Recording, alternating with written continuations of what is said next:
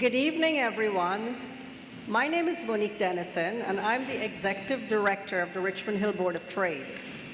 Before we get started, I would like to begin by acknowledging that Richmond Hill, where we are located today, is the traditional territory of the Huron-Wendat, the Haudenosaunee, the Anishinaabe Nations, and the Mississaugas of the New Credit First Nation. We recognize and deeply appreciate their historic connection to this place.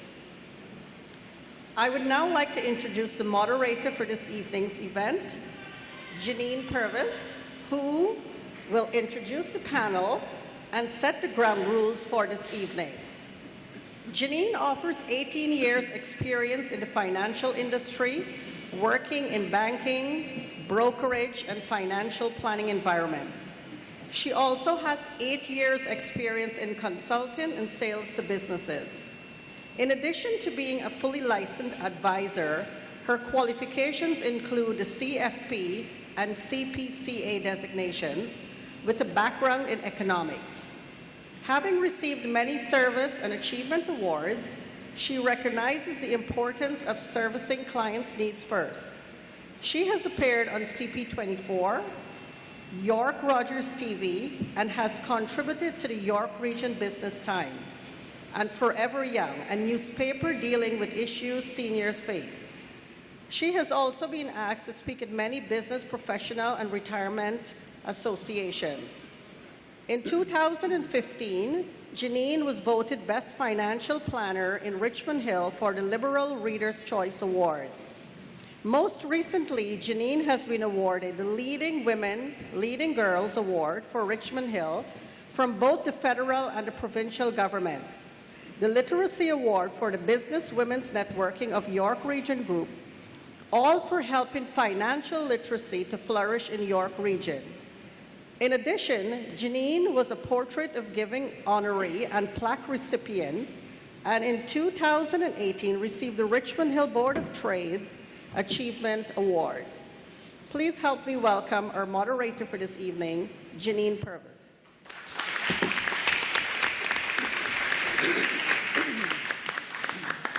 Thank you.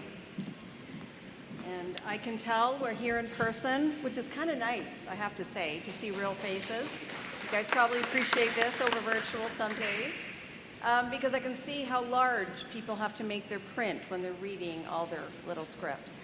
So anyways, I want to thank Monique. I also want to thank the people who are helping this to happen tonight, the Richmond Hill Board of Trade, the Markham Richmond Hill Vaughan Chinese Business Association, the Rotary Club of Richmond Hill, the 105.9, the Region Radio, on Richmond Hill, and TREB. Okay, so there's a lot of volunteers that get help to try to get us engaged and being able to make good decisions to vote. So we recognize and say thank you to all the volunteers here tonight, including the politicians, of those that wish to be, because obviously we know it takes a big step to make that contribution to your community. So thank you to everybody for just standing up and becoming a candidate. Maybe we should actually say thank you.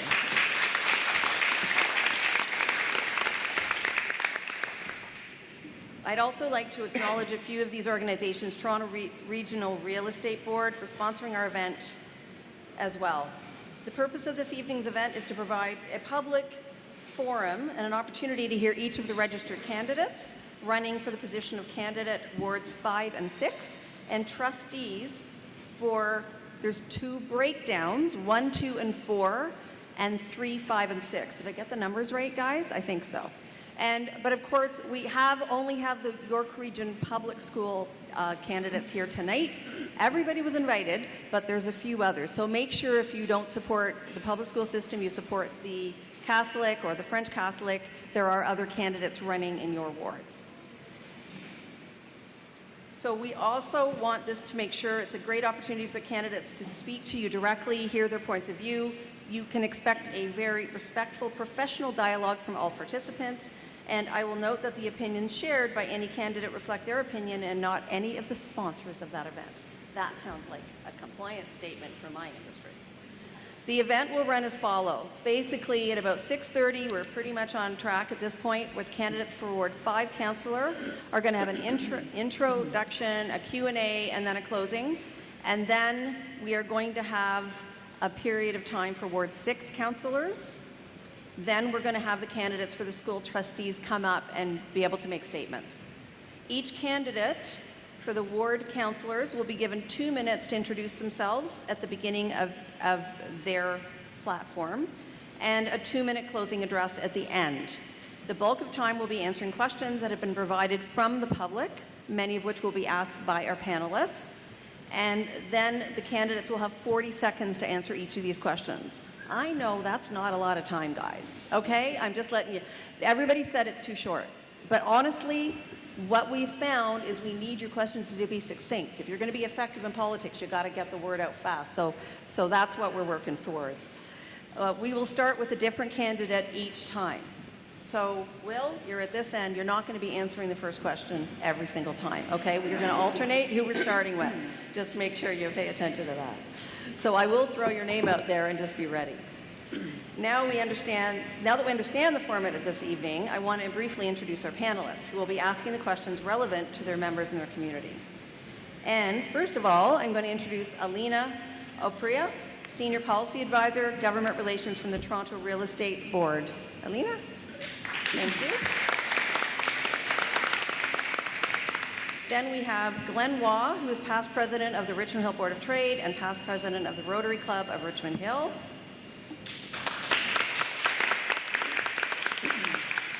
And both of these two have been a panelist many times before. And we have Ben Lung, is the managing partner of Lung & Company Chartered Accountants, vice president and past president of Markham Richmond Hill Vaughan Chinese Business Association. And I know Ben was in the room a few minutes ago, so we'll give him a couple minutes to get back, but he will probably be at this table within the next couple minutes. So, our timekeeper and our runner for tonight's event, and honestly she's been running for every event already, is Antoinette Smith from the Richmond Hill Board of Trade. Antoinette, give us a wave. Is she in the room? Okay. And we will have somebody who will help to man the mic for the audience questions when we get to them. So I will ensure that I let you know that person. Without further ado, what I'd like to do is to move to the Ward 5 2-minute candidate introductions, where they can introduce themselves. The candidates will be each answering the questions in the order that they are sitting, and we are going to start at the far end with Richard Rupp. So Richard, you have 2 minutes. Where is our timer? Thank you to the Richmond Hill Board of Trade and their sponsors for holding this event. Ladies and gentlemen, I am Richard Rupp, and I'm running to be Ward 5's councillor. I was born and raised in Toronto, and after I got married, my wife and I moved to Richmond Hill over 20 years ago, where I live with my wife and 2 children. Since 1994, I've been a campaign manager in municipal, provincial, and federal elections for both political parties. I was a successful campaign manager here in Ward 5 in the last general election, and I was Godwin Chan's campaign manager earlier this year in the mayoral by-election. I'm the only candidate before you that has the support of both the former Liberal MP for Richmond Hill, Brian Wilford, and the former Conservative MP for Richmond Hill, Kostas Menegakis. What that means for you is that I know how to build bridges and build consensus between differing sides, and that's a skill set that only I have, and a skill set that the next Ward 5 councillor must have in order to succeed. Here's my 3-point action plan to get Richmond Hill and Ward 5 back on track. First, I will restore integrity and accountability to Council and make it functional again. Richmond Hill Council has become a bit of a circus. We have to stop the chaos. I will restore stability back to Council. The second is to foster responsible infrastructure investments that balance both growth with community character and the environment. We know that Richmond Hill will continue to grow, but planning and infrastructure growth must be balanced with our community character. Our property taxes are the highest. I will work to attract high-quality businesses to Richmond Hill. This will lower the tax burden because businesses pay a higher rate of property tax than residential. And third, I will respect community voices by giving people more input, listening and voting on issues based on community feedback. I will hold in-person town hall meetings, and I will make residents of Ward 5 aware of the issues, and I will take the majority opinion back to council on your behalf. I am Richard Rupp, and I'm asking for your vote as Ward 5 councillor. It's time for a change for the better. Thank you, Richard. Next up is Vera Morano. Good evening. Thank you to the Board of Trade for providing this event. I am Vera Morano, and I'm one of the candidates for the councillor of Ward 5. I am a third-generation Canadian born in Toronto, and I've lived in Richmond Hill for over 23 years. I am married with 4 children. I have 2 degrees, and I'm currently doing a graduate degree.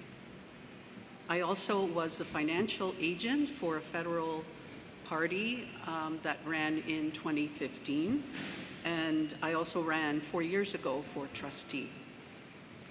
I retired from York University last year, working in the Schulich School of Business, and I was a treasurer for our union organization for 6 years. I have extensive financial background in monitoring research grants, educational programs, budgets, organizational planning, and governance. I've sat on school boards as chair and vice chair. I was an executive board member for our union for 6 years, and I was a member of the bargaining team and a job evaluator working with the university HR representatives. I've also served my community as a volunteer in various charitable organizations. My plan as councillor is to be reliable, to provide trusted leadership, to connect with residents and to listen to your voice, to your concerns and your issues. With my educational background and my work experience in finance, budgets, research, and governance, working with boards, committees, educators, and administrators, I will work diligently with other council members to bring a responsible change and a stronger Richmond Hill. My top priorities are to restore democracy, that's equality, diversity, and effective policies, and to advocate for businesses and economic development, Okay, to improve thank our you. community services, especially for our youth and seniors. Thank you. And I want to ask everybody if you can make sure your mic is close enough to make sure we can hear you. There's a lot of noise with all the vents in this room, so I just want to, sorry. And we will stop you. I don't want to be totally rude, but I'm, a couple second leeway, but we need to stop you guys so we stay on time and everybody gets a fair shot. Next is Anders Lindfor-Willer. Hello. Okay, make sure I'm close up to the mic here. First, thank you to the Richmond Hill Board of Trade for doing this. Thank you for everyone for showing up. It's so great to see people that are engaged. It's the reason I'm here. My name is Anders Lindfors-Wheeler, candidate for Ward 5. I'm a lifelong resident of Richmond Hill. I've grown up in Richmond Hill. I'm raising my family here. I'm a co-owner of King Henry's Arms, a pub here in Richmond Hill. I also at one point did actually build and grow another medical gas distribution business in Richmond Hill as well, so I had a second business that I've since sold off. I have, in my entire adult life, I've been engaged in the community. Richmond Hill has given me a lot. It's a community I love. It's a community that's grown incredibly while I've been here, and throughout my adult life, I've been involved in things that have helped to continue to build those community things. I've been on the Winter Carnival Committee for over 15 years, volunteering on that. I actually started the Richmond Hill Craft Beer Festival for the Rotary Club when I was a full-time member, and I continue to work with that club to raise funds every year through that event to support charities. I've leveraged my business in the community to make it a meeting place, a place to engage the customer base from the pub in the community. We've supported Hill House Hospice, which is something that's close to my heart. We've supported 360 Kids and the Richmond Hill Food Bank. Richmond Hill, for issues, Richmond Hill has a lot of major issues that I feel a lot of people don't even see. We talk about affordability a lot, and I think we talk too much about just about affordability of buying homes. The real crisis is affordability of renting in this community, and it's tough. I've seen it through employees I've seen it for myself because I do rent in this community, and I've seen it for customers. I've never known more people on the verge of homelessness, working homelessness in this community than I have seen now. And it's a major issue that I hope to help to tackle. I also want to look at helping to improve accessibility in this community, and that factors in so many ways. There's so many things that are overlooked, like things like our parks don't... I saw it. Thank you.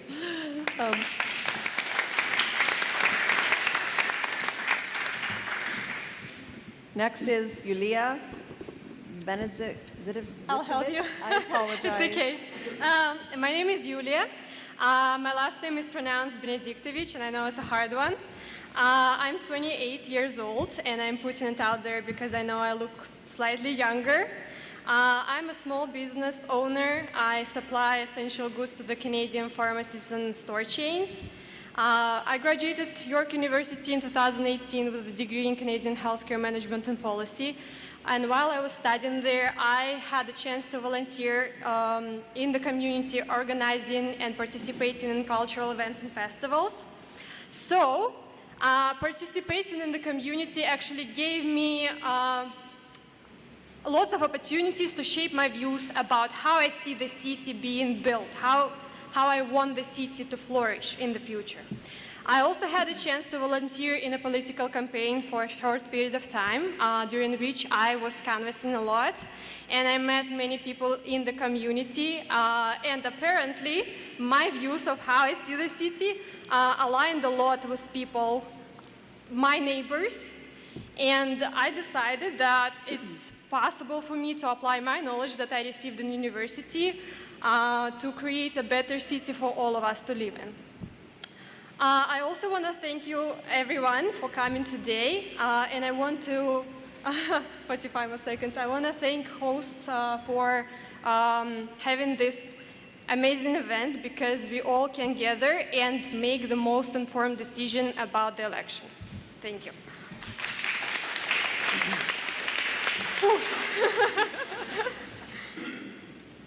Thank you. Next up, we have Will Hasanodovic. Richmond Hill is making news for all the wrong reasons. My name is Will Husnudinov, and I've had enough. I'm a local volunteer, former gold medal gymnast, and I have a background in political science. I know exactly what it takes to be disciplined, focused, and committed. These aren't just words. These are the principles that I live by. We've made headlines all across the GTA this past term, and now we need to reestablish the trust of the residents that we've lost and move forward with new ideas for the next generation. I am the next generation. I know how I want my city to look and run. I want to raise my future family here. That can only be done if we're planning our city properly. Properly means responsible and sustainable development, bringing back the missing middle-class living and middle-density development. I don't want to have to move my family to a different city, and I shouldn't have to. This former council has done nothing but bicker and have internal friction. And when you're divided internally, you cannot succeed externally. While every other municipality in York Region is growing and thriving, we're focusing on all the wrong things. We're focusing on internal animosity when we should be focusing on our future city's development. We should be focusing on how we can keep life affordable, how we can promote local business, and how we can support and improve city services. That's what our community needs. Thank you.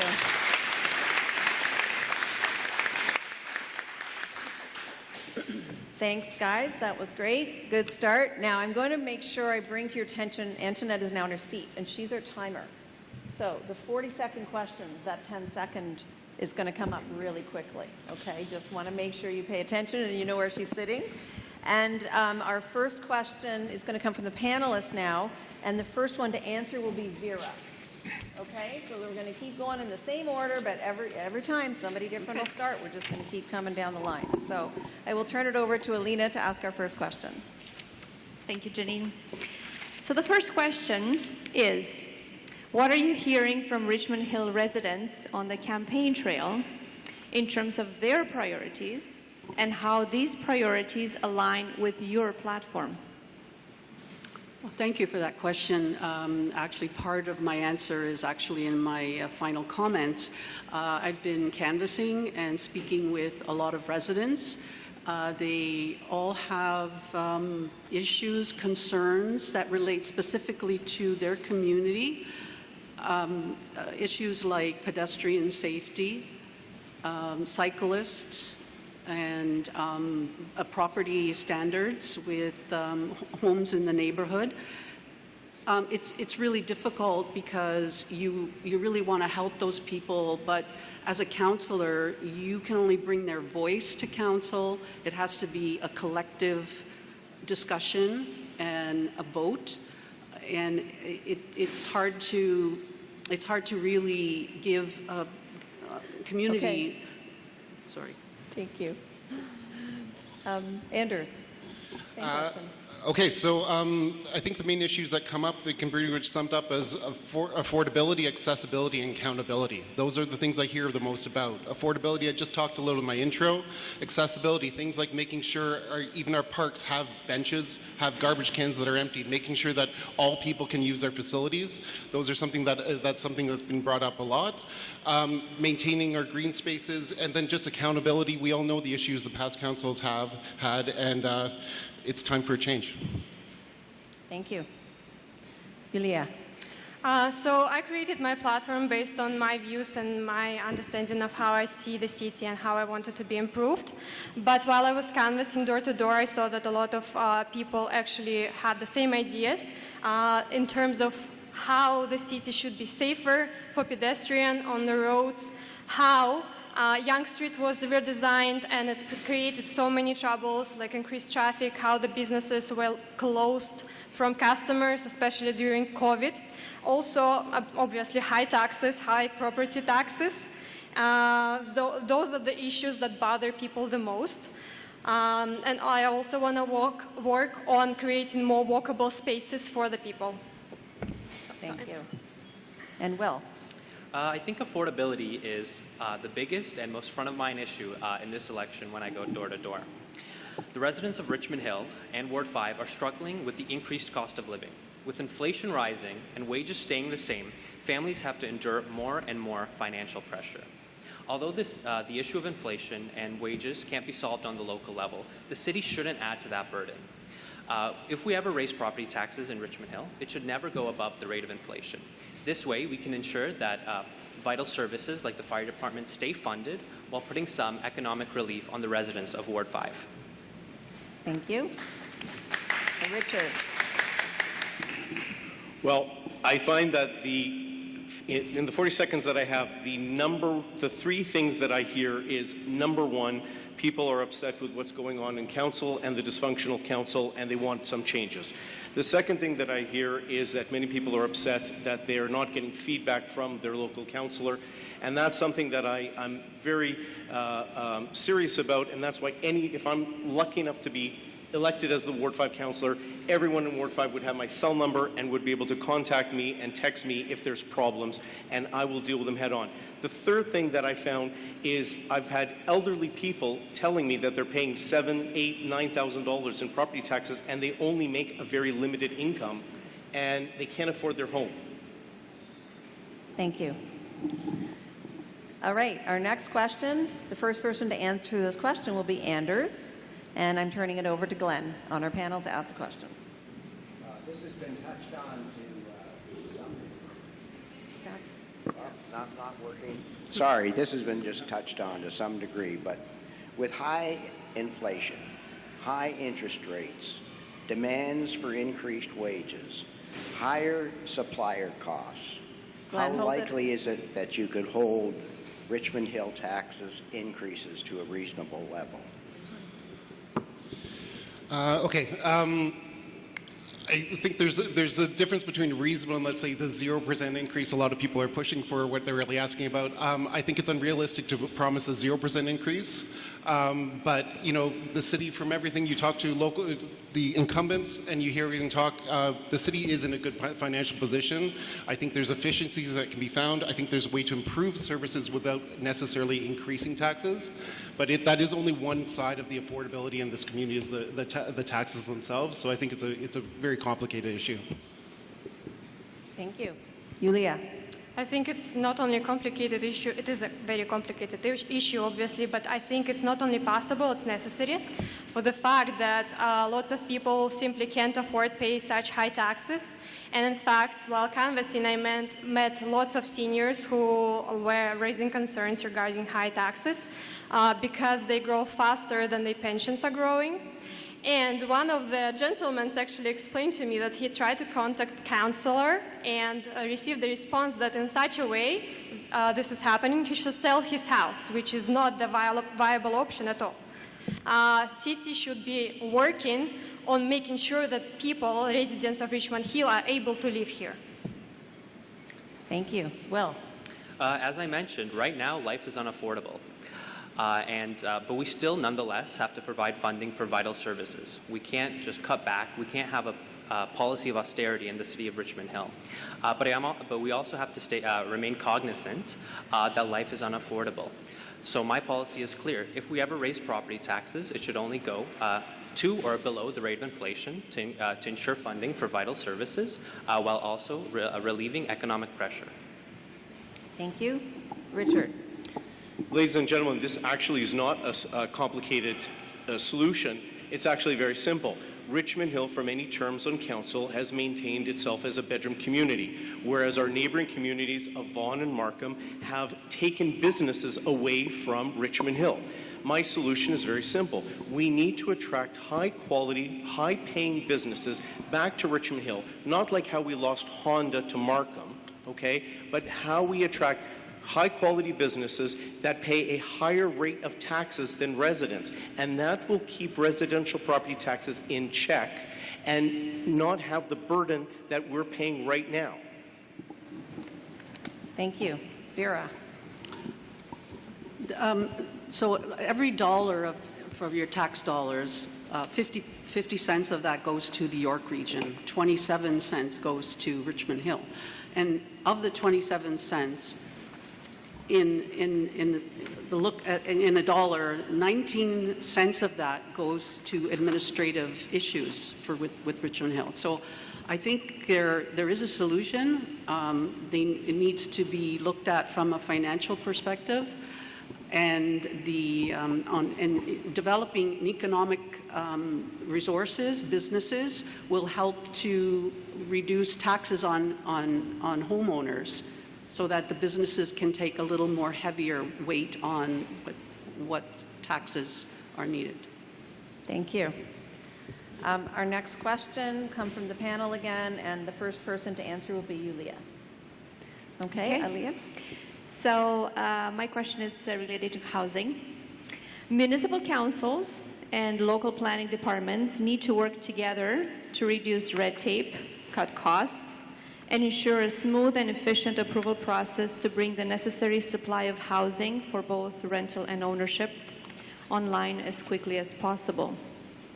A complex planning and development approval process and outdated zoning restrictions are partly to blame for the lack of housing supply, which in turn is making homes increasingly expensive. If you are elected, what specific measures will you propose to improve efficiency of the development approval process and modernize the planning department? So I think that the problem is not actually the lack of the housing, because if you look at population of Richmond Hill, it decreased throughout the last years.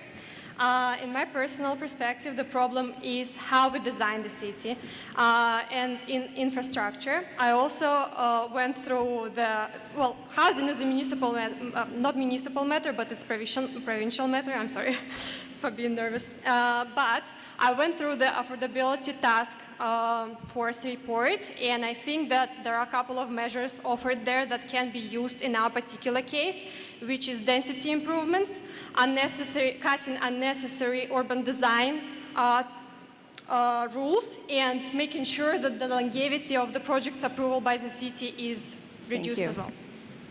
Next, Will. I've lived in this community nearly all my life, and I don't want to have to leave it because I can't afford a home here. At this rate, I'll be a renter for the foreseeable future. But I truly believe that if we navigate this housing crisis properly, we can provide high quality and middle-density homes to the residents of Richmond Hill and Ward 5. This means switching from high-density developments like high-rises to middle-density development, row houses, mid-rises, low-rises, and supporting inclusionary housing in areas where it is sustainable. Thank you. Richard. The problem that we have with housing is that the costs that are added onto the housing, soft costs is what they call it, have grown so dramatically in the last decade. The development charges were only a few $1,000s 20 years ago. Now they're hundreds of thousands of dollars that are added to the cost of a home. This makes it very unaffordable for people. The other problem that we need to focus on is reducing the restrictions and allowing a larger variety of home options out there, not just monster homes versus condominiums, but we should be promoting many different styles of homes, townhomes, semis, etc. Thank you. Vera. Last week I was in Toronto at an event with Mayor Tory, and he spoke about affordable housing. And transportation is really linked into housing affordability and where people want to live so that they can get to work. There's just so many issues to answer this question. Richmond Hill is directly north of Toronto. People are going to move here. We have 15 kilometers of Yonge Street from Highway 7 to Bloomington. And so there's just too many issues to answer in 45 minutes. Thank you. Anders. Okay, yeah, it's a big problem. I mean, for me, there's a couple things to look at. I do think that Richmond Hill is already we are already quite a dense community compared to our neighbors. I think we need to recognize that we're not going to fix the housing crisis in Richmond Hill alone. It's why I concentrate on things like we need to fix affordable housing and try to build purpose-built housing. We need to look at community housing initiatives, look at medium-density housing, find ways to create other affordable housing options in the community, and find the ways to make them work within the community and within the guidelines of how we allow building to happen, because we're not going to make homes cheaper by building more in Richmond Hill. We just don't have that much space. Okay, thank you. One more panel question, and then we're going to switch to audience. I'll give you those instructions in a minute, but if you have questions, please get ready. Oh, sorry. The first person to answer this question will be Yulia. Wait, you answered the last one. Yeah. Sorry. Will. Okay. Sticking with the housing, many properties have been sold in Richmond Hill. The house is torn down. Usually it's a bungalow. The house is torn down, new places put up that have greatly and severely affected the houses around them or behind them by really spoiling their privacy, reducing their sunlight, and these people can't afford to move, and they just practically cry because they can see out of the windows of the house behind them, can see them in bed at night, unless they draw the curtains. They never had to draw the curtains before, type of thing. Their garden doesn't grow anymore because the sunlight is blocked off. Do you have any ideas on how to rectify this problem? Absolutely. In my view, the answer is quite simple. We have extremely flawed bylaws. I know exactly, the houses you're referring to, these quote monster homes, and I've seen them, and I'm absolutely appalled and surprised that our bylaws actually permit these homes to be built. Unfortunately, the city is not in a legal position to tear down these houses, but regardless, the people have to live around them. So my view is that we need to stop. We need to be preventative. We need to change our bylaws to ensure that houses like this aren't permitted to be built in Richmond Hill. Thank you. Next up, Richard. I think one of the solutions that we have for affordability and for supply is if we could take these larger lots where people are building monster homes and divide it up into two homes, two normal, regular-sized homes, so that two regular families can live in it. Certainly, if someone wants to build a monster home, they're entitled to it, that the bylaw is there that they're able to do it. But it would be so much more effective if the builder, whoever wants to develop it, is able to build 2 regular-sized homes on that lot. And now you have 2 families that can move into Richmond Hill rather than 1 home that usually stays vacant. Thank you. Vera. It's a very contentious issue because there's homeowners who, like the question was asked, that they have these monster homes built beside small bungalows, and I think any building permit that's allowed by council should not interfere with anyone else's space. So I think that needs to be, the bylaws need to change. There needs to be more concern for everyone in a democratic way. And I believe that maybe duplexes and other forms of housing arrangements would assist people in looking for housing as well. Thank you.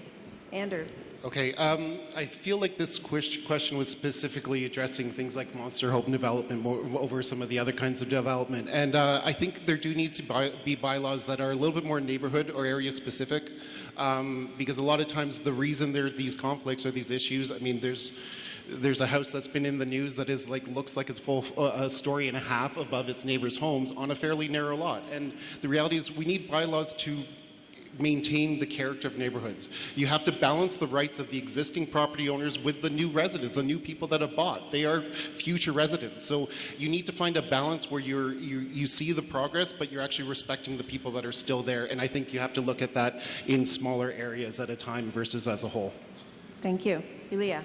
I totally agree with Anders. I think that it's time to revisit the bylaws, but it should be area specific. We have some streets in our community that have larger houses, larger spaces, and people should also be able to, if they can afford living in bigger houses, they should be able to have this opportunity as well. But the places with smaller houses definitely have their own concerns, and these concerns should be taken into account. Super. Thank you. Okay, we're going to turn over to audience questions today. What I'd like to happen is David Katz is our lovely mic holder, which means David's holding the mic 100% of the time. And David, why don't you come over here? I'm going to suggest that if somebody has questions from the audience, if you could get up and then be in the center, and then that way you're standing and everybody can hear you. If somebody cannot get up, please raise your hand. We certainly don't want to discriminate. But if anybody has a question, David, you're holding the mic. And now the first question is, this question is to address all of these candidates, and the first person to answer is Richard, and then we'll go down the line. And make it a question, please, not a long statement.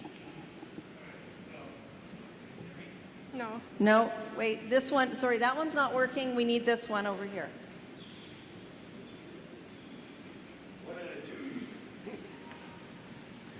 Sorry, I thought you grabbed the correct one. My apologies. Testing 1, 2.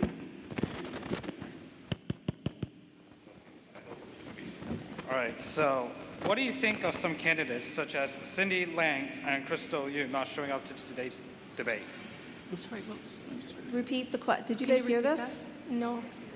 I didn't hear it. I'm sorry. Can you repeat Okay, so what do you think of some candidates such as Cindy Lang and Crystal Yu not showing up to today's debate? Oh. So the 2 people you're talking about are school trustees, but I think in Ward 5, where there's 10 people on the ballot and only 5 of us had the decency to show up, I think that's a major concern, and I think that the audience should draw a negative conclusion to that. Especially the incumbent should be here to answer questions, who's held the seat for 2 terms for 8 years. I'm sure the audience would like to ask questions of the incumbent and of the other candidates. For 5 candidates not to show up, but they put their name on a ballot, I find it disrespectful to the rest of us who showed up, and we're serious about being the next Ward 5 councillor. Thank you. Vera?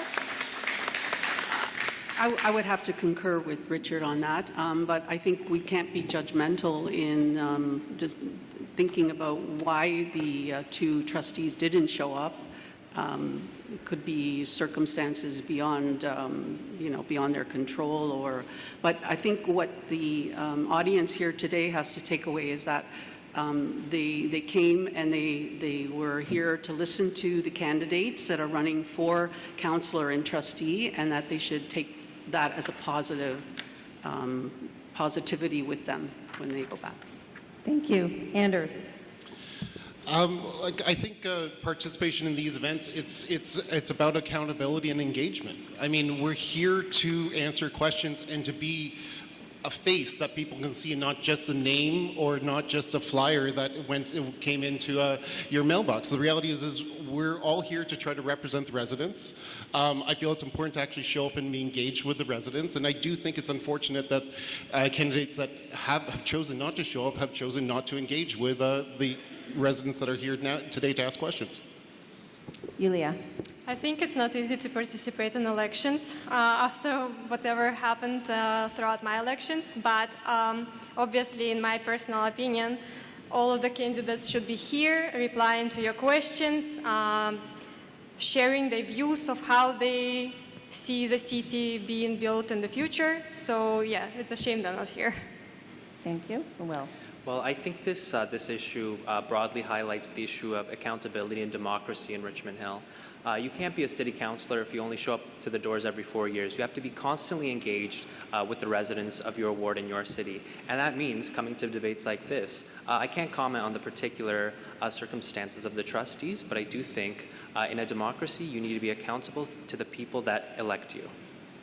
Thank you. Do we have another person from the audience with a question, please? Okay, and the first person to answer this question will be Vera. My question is, how do you feel about reinstating the support for the cultural grants for all the community groups? Would you support having this seed money for them to do what needs to get done? Sorry, support for? The cultural groups. There had been a significant amount of money set aside for the cultural groups, and this past council took it away. It should be reinstated. The issue of bringing back the cultural committees, and it should be a community supportive system where the community wants to, again, reestablish these cultural committees and to provide their support to bring it back. But definitely council should be reviewing it, thinking about it, and it's a great thing to have communities, engage in cultural diversity. Thank you. Anders? I feel like, a big part of my platform is community building, and I feel like cultural committees, grants for artists, the artist community, all of these things are such a big, vital part of having a thriving community. It's what attracts people to a community and makes us want to live here and stay here. So obviously, I do feel they need to be supported, and I would support increasing and restoring grants to those types of community organizations. Thank you. Yulia? I think that cultural committees increase people's participation in the community, and it's very crucial, especially nowadays, especially after COVID. So that seems like a lovely idea to reinstate this and to have it in our community. Thank you. Will? Richmond Hill is such a diverse city, and we need to do whatever we can to promote diversity of all kinds. And absolutely, I do support reinstating that grant to support, in whatever way possible, our community groups, especially cultural community groups in Richmond Hill. Thank you. And Richard? Marge, thank you for that question. And as I told you in our interview, Richmond Hill, I truly believe, has a very unique culture compared to, for example, Markham or Vaughan or Aurora. And I definitely do believe that cultural community groups should be reinstated. I would support that. And because these cultural groups help bond the community, help bring the best out in the community, and our culture and is so important to us that we must preserve it going forward. Thank you. Our next question, we will start with Anders. Do we have another question from the audience?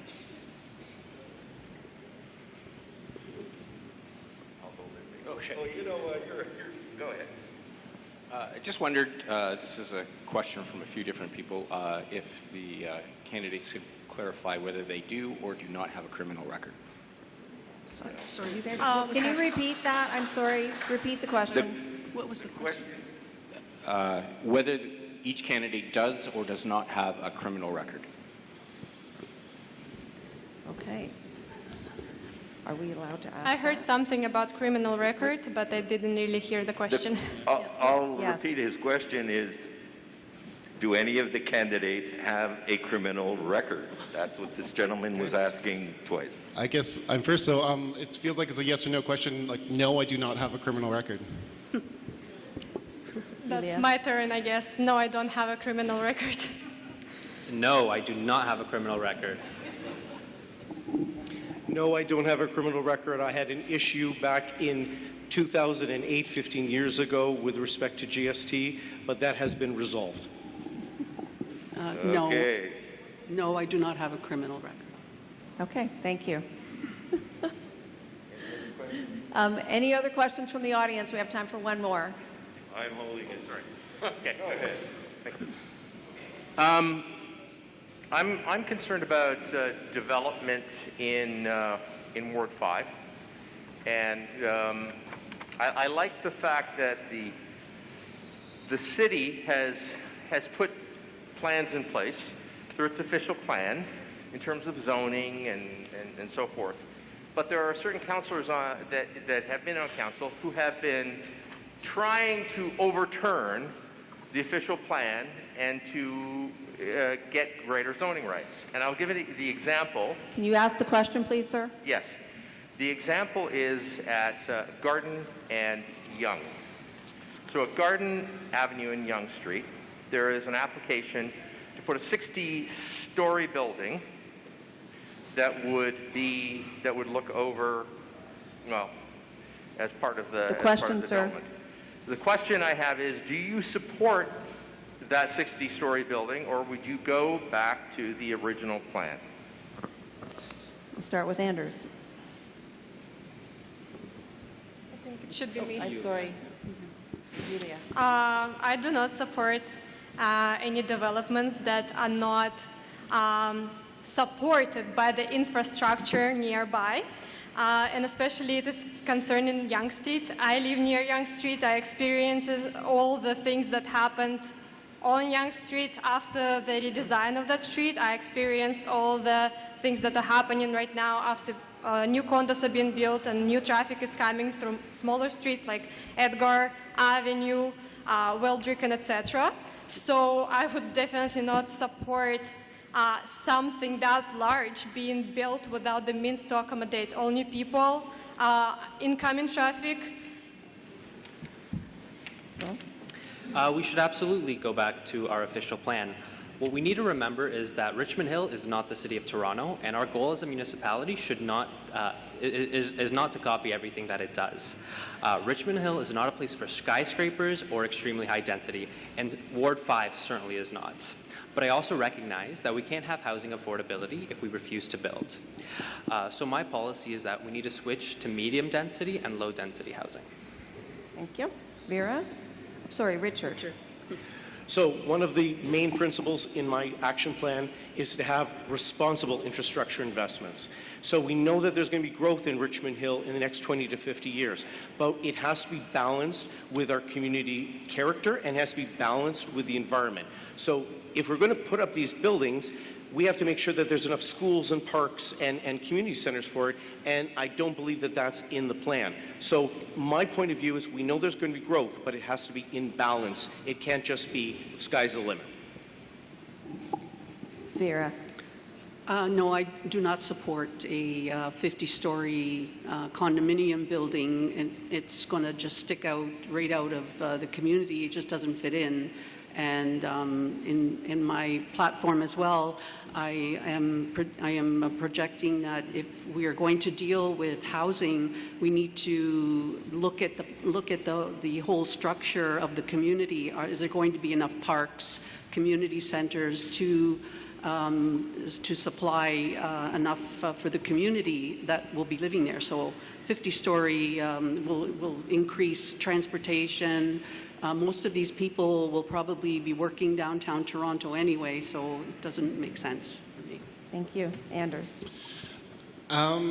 I feel like it is important to note that, like all of us on council, like ideally, if I end up on council, like we are going to be fighting with the province over a lot of this stuff, and it won't always be about what we want. I don't support a development that dense because there's no plan to support the residents. If you're going to build that kind of density, you also need to make sure you're building walkable neighborhoods. You're making sure that there, is commercial retail space, there are parks, there's things like that, and there is no plan. All I hear with these developments is heightened density. So as it stands, I don't support them, but I do also feel like I need to be honest and transparent on that. There's only so much we'll be able to do because we're fighting the province on a lot of these. Thank you. Okay. We can have one more question from the audience. There's a few. That gentleman at the back, Ted, put his hand up first. Hi, thank you all for showing. I appreciate it, and I think we Will, all appreciate it. Richmond Hill is no longer the small town that many people would like to think it is. We're now a city, a growing city with city issues. Culture is important, environment is important, but I'd like to know your opinion about bringing industry, bringing business into Richmond Hill, bringing jobs, bringing people here for growth. Instead of losing Honda, I believe we're losing Tesla, I believe Amazon is not coming, York University is not coming. These are all job opportunities. Thank you. Yeah, Ted, you bring a great point. We've passed up so many industries in Richmond Hill because there's just so much red tape. We don't have enough incentives for corporations to make Richmond Hill their home. I think a great incentive for corporations is our property taxes. So if we keep property taxes as low as feasible, I think we can finally bring some industry, local business, and medium and even large businesses back into our city instead of passing it on to Markham or Vaughan. Thank you. Richard. So, Ted, as I said at the very beginning, the issue is that we have people for many terms on council that have still looked at Richmond Hill as a bedroom community. And the problem is that we are losing business opportunities to Markham and to Vaughan, and they're basically eating our lunch. And the problem with that is we need to attract high-quality businesses that provide high-paying jobs here to Richmond Hill so people don't have to travel out to Markham or Mississauga or downtown Toronto to work. And then also these businesses will pay a higher rate of tax because as businesses pay a higher tax rate than residential, it will offset the burden of tax increases that are always put on the backs of homeowners unfairly. Thank you. Vera. I believe Richmond Hill has a competitive advantage, being situated where they are geographically north of Toronto, between Vaughan and Markham. But we need a business plan. We need a plan that also includes, trajectory changes. We have to look to the future about technical improvements, building workforces for people that live in Richmond Hill. And it's to increase as well as far as taxes and finances. That would be my. Thank you. Anders? I absolutely believe it's important to continually try to attract businesses and create environments where businesses can thrive in Richmond Hill. I'm incredibly lucky to live in the community I work in, and I love it, and it's something that I've chosen to do, and I've worked really hard to make that happen for myself. I would love it if more residents could experience what it's like to be able to live and work in the same community. As a whole, we need to attract business in Richmond Hill. If you look at Ward 5 specifically in our things, it's something I've talked about quite a lot, is the development on Yonge Street right now. Most of the planned development along Yonge Street is eliminating commercial retail space, places where businesses can grow and thrive. And it's a serious, serious problem because if it keeps going the way it is, there's going to be no places for businesses to go along Yonge Street. Thank you. Julia. I know about a couple of companies that were trying to establish themselves in Richmond Hill but couldn't do so because they couldn't work with the current council. Everything was everything was taking way too long to do. And I hope this is going to change very soon. A part of my platform actually is helping small business, and I think this is a very large part where we should be working in the city, helping people to establish the new small business or helping people to develop the existing small business. So yeah, that's a very nice way to actually create more life in our city.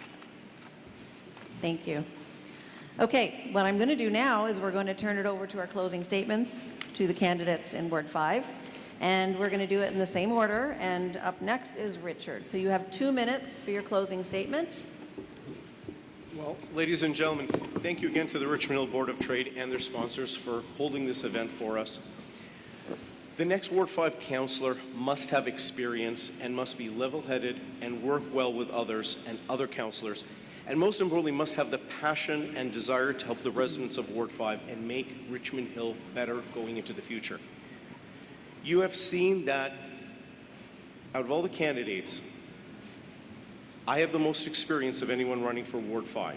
As a campaign manager since 1994 in municipal, provincial, and federal elections for both major political parties, and as a successful campaign manager here in Ward 5 in the last general election, I am ready to start from day one managing the issues that are before us, and they're complex issues. I've always been a level-headed person that builds bridges and builds consensus with others. I will restore accountability and make Richmond Hill Council functional again, ending the needless fighting. I'm the only candidate before you that has both the support of our former Liberal MP, Brian Wilford, and our former Conservative MP, Kostas Menegakis. That is talking about consensus building. Most importantly, I'm the candidate before you that has the most passion and desire to sincerely help the residents of Ward 5 and make Richmond Hill better. Tapping into our vast potential to make Richmond Hill the jewel of York Region. I respect community voices and will give people more input, listening and voting on issues based on your feedback. Ladies and gentlemen, you will know that if I'm fortunate enough to be your next councillor, your voice and opinion truly matter to me. If you want to change for the better, please vote Richard Rupp for Ward 5 councillor. Thank you very much. Thank you. Vera. The role of counselor requires that individuals have a financial and organizational planning background. A counselor must be reliable, trusted, connected with their constituents in an open and respectable manner. In canvassing for this role, I have met citizens who want change and are disappointed with how the city is being managed. I have heard individual concerns varying from property standards to pedestrian safety to a lack of services for senior citizens. As a democratic community, our city does not measure up to even a substandard of democracy, a situation where your rights, freedom, and equality are being thwarted. Democracy also means that community members must hold individuals responsible and fully accountable for making decisions and taking action.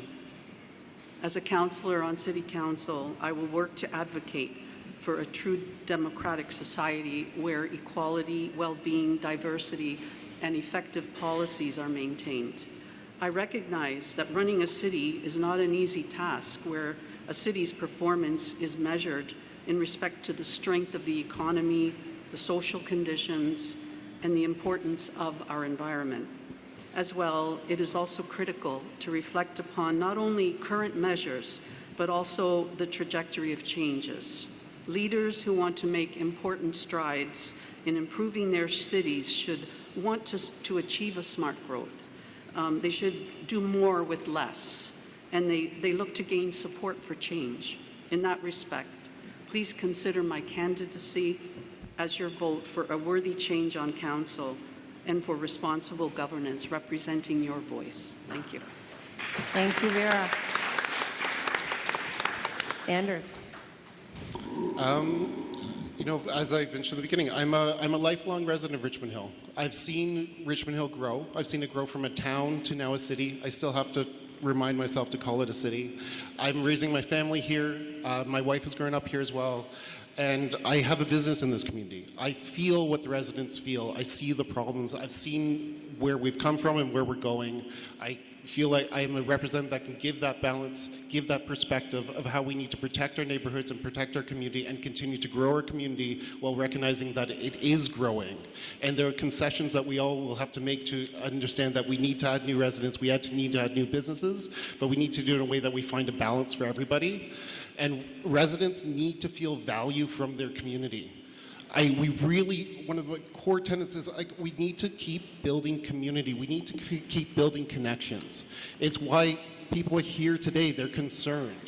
A councillor needs to listen, be engaged, and I'd really like to see, for me, I'd like to continue to grow and build community events in Ward 5. It's a big part of my platform because I think Ward 5 is overlooked for them. I think there's chances to, when you build a strong community and strong connections, it's why people want to move into a community, but why people also understand the value of how it's structured and why they choose to help maintain it. I grew up in historical Richmond Hill. People want that part of Richmond Hill to stay that way because they've seen what it's like and they want that character to stay. I think there's neighborhoods in Ward 5 that deserve that same respect. And we need to work from the ground level up to create that so people move into it and recognize it, and that makes everything else work and make it a lot easier. Thank you. Thanks. Julia? I just want to say thank you for everyone out there in our community, because being in elections is not easy. It's not an easy task. It is very hard. But while I was canvassing, I met so many great people who were very kind to me, and I want to say thank you for that. This made my life during elections much more easier. I also want to say how important it is to go out there and express your opinion and vote for the right councillor, because this election is very unusual in a way. So yeah, get out there and vote. Thank you. And Will? I want to thank the Richmond Hill Board of Trade for hosting us today, and I also want to thank the audience for attending, for taking part in this exercise of democracy. Engagement from residents is at the core of making our city work. You all have a very important choice to make in a few weeks. You have the opportunity to decide what direction our city heads in. You get to decide who you want representing you. We need representatives who understand the struggles of those entering the housing market. I understand that struggle because I live in it. I'm about to enter the housing market. We need individuals and representatives who understand that life is unaffordable. I understand that because I live in it. I come from a family of middle-class immigrants. These are the traits of representatives that will move our city forward. Individuals who have lived experiences in Ward 5. If you want a council that works together, a council that is accountable to the residents of the city, and most importantly, if you want a council that will bring a new vision into our city, vote for me, Will Husnudinov, and regardless of who you vote for or who you support, the most important thing is to stay involved, stay engaged, and vote. Thank you.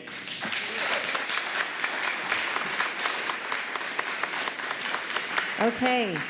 We basically are going to transfer to the candidates for Ward 6, which means you got about 3 or 4 minutes if you need to sneak off to something, the washroom or whatever. Feel free to say hi to some of the trustees. They'll be coming up after. So thank you to these candidates. If you could now exit your seats, go back to your tables. You have an opportunity to go speak with them at their own booths around the room. And we're going to call up the councillors for Ward 6, please. Okay, everybody, I'm asking you to take your seats again, please, so we can get started and allow these people to have a great opportunity to share their positions for Ward 6.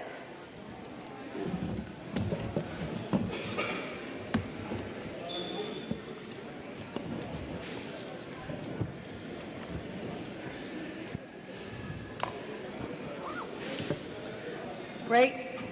We have 6 people here tonight for Ward 6, and we're going to do the same thing that we were doing earlier. I'm guessing most of you guys were watching, so you're getting the gist. And do we have one candidate missing? There's a mic in the middle. Young Lee.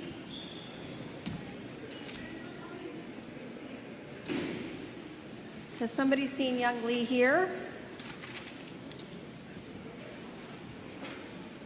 No? Okay. Is anybody in the room aware of Young Lee being here? Because I know this person said they were going to be here. So, okay. Well, that's fine. All right. So what we are going to do for the candidates up here is we are going to start with a 2-minute introduction. And that gives you an opportunity to introduce yourself and tell us why you're running.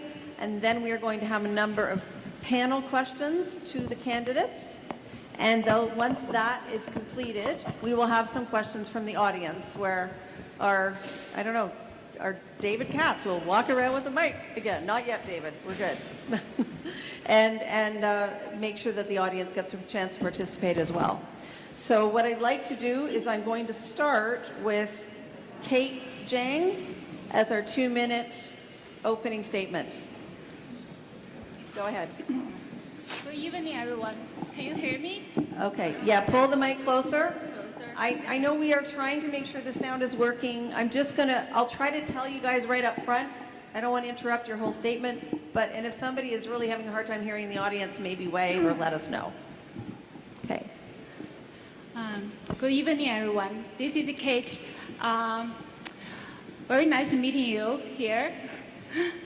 So, I'm a University of Toronto graduate. I'm holding a PhD degree. I'm a scientist. In the past probably 16 years, I have been doing medical research. My specialty is in cancer research and human genetic disease.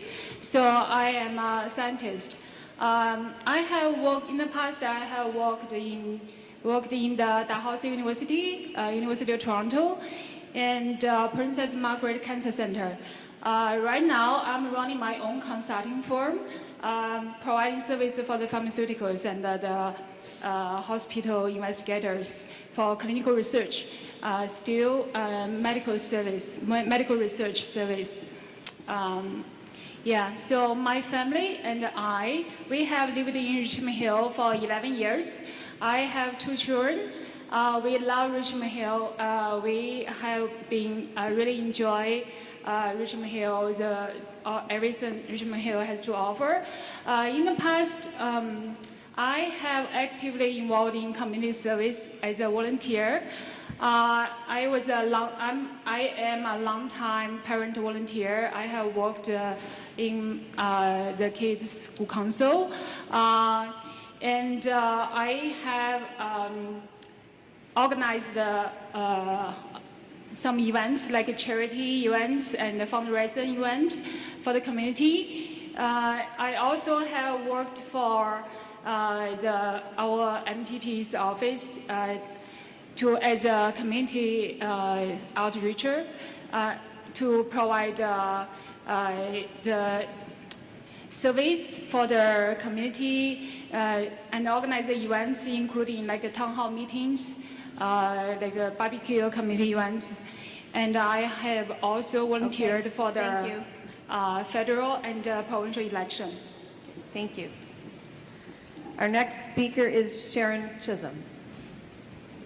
Good evening. I hope you can hear me. My name is Sharon Chisholm, and Richmond Hill can no longer afford business as usual. I have 30 years of experience in finance and administration, 20 of it at the Schulich School of Business. I have public service experience, clearly, and I know that every dollar matters. One of the issues that the next council is going to be confronting is budget. I have a family in Richmond Hill. I am a 20-year resident, and I am counting on your vote on October 18th. Thank you. Carol Chan. Good evening, ladies and gentlemen. I'm Carol Chen. I'm the only one resident have been at the Ward 6 for over 30 years. And also I'm the only one is elected trustee from York Region District School Board. For my observance, overall the performance of the current city council is weaker day by day. Maybe this happened because in 2018, there's only 27% of vote across the York region. Anyways, with my priorities, I will have a confidence to rebuild the trust, relationship, and accountability. Okay, my priority is very simple. It's based on my Carol, the name, easy to remember. C, civic education and engagement, caring the interests of the community, especially senior and youth. A is action plans for urgent needs, such as safety, transportation, or transparency of a communication system. R is recreation and park facilities and service, especially urban service, need to be improved. O, opportunities for more small business and job opportunities. Open more high quality attraction for art and culture tourism. L's, leadership is to create better teamwork and planning of a vibrant city. My slogan is a vibrant city. One voice, one vision, and one vibrant city. Let's collaborate together, make a change. Thank you. Thank you. Michael Hsu. Hi, good evening, everyone. First of all, I would like to thank the invitation from the Richmond Hill Board of Trade. I'm nice to be here. And I only have one simple and straightforward message tonight for the election here: accountability. I've been a journalist for the past 15 years, and what I've learned is that elected officials has to be accountable for the people they serve. The reason I'm changing my path from journalism to politics is I don't want to report something that's happened already, but I can change it. I want to devote myself into the community and also the councils. I want to make things change. I'm 51, still young with experience, and also energetic with passion and aspiration to want to make the city to be better. And I still want to make things change, not only reporting, but also making the news. Richmond Hill is the beating heart in the York region, and where it's located in the middle of the bustling area of Ontario. We have a large number of people just walking, working, and also living around us.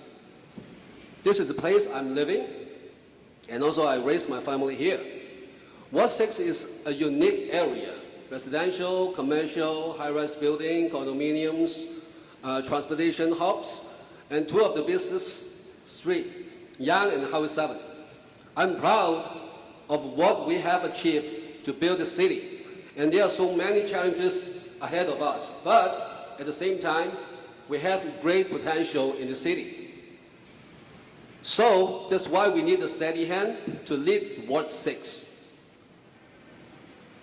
And I count the vote, and also I talk to so many residents, from taxes to crime, spending to development. I intend to be the strong voice for the Ward 6 residents. Thanks so much. Thank you. And Julie Maxey. Good evening, everyone. Can you hear me? That's better. Hi. So I'm Julie Maxey, known as the Jewel of Richmond Hill. I've lived here for over 47 years. This was where I grew up. And as a single mother, I have raised 2 children here. I represent a multicultural, multi-faith background, and I understand the struggles that families like this deal with every day. I'm also a specialist in early childhood education. I've been doing this for over 30 years. I'm well seasoned. I proudly consider myself a longtime resident. I love my community and want to use my skills and my passions to honor and serve every member in this community to the best of my abilities. So I am asking for time. I'm asking for you to give me time. I want to go around, I want to survey the land, and I want you to come to me with your concerns. I want that family unity brought back. I want a family table. We need to talk. All of our families matter. It's not a select crew. We all matter, and we all have a voice, and we all need to be heard. And I feel that it's very frustrating, and I'm very passionate about what I do, and I want to build up our youth. I want a city for our youth. I want to build up our seniors. I don't know why our seniors who are supposed to be living their golden years are now living nightmares. It's not okay. It's not okay for anybody that's lived here for a period of time to feel like they don't matter. We all matter, and I have that because I am passionate about making a difference. Thank you. Thank you. Okay, I think you guys got it already. Antoinette is holding up the signs, and now all the answers are 40 seconds. So those ones, pay attention, because that 10-second one will come up quickly, okay? So we're going to turn over to the panel, and the first person to answer the next question will be Sharon, and then we'll continue along that way.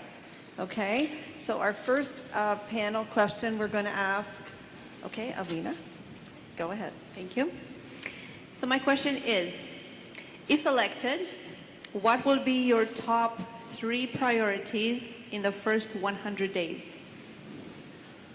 My top 3 priorities in the first 100 days is to bring back the report that Council rejected last time and to do away with the severance, the over-generous severance that's currently on the books.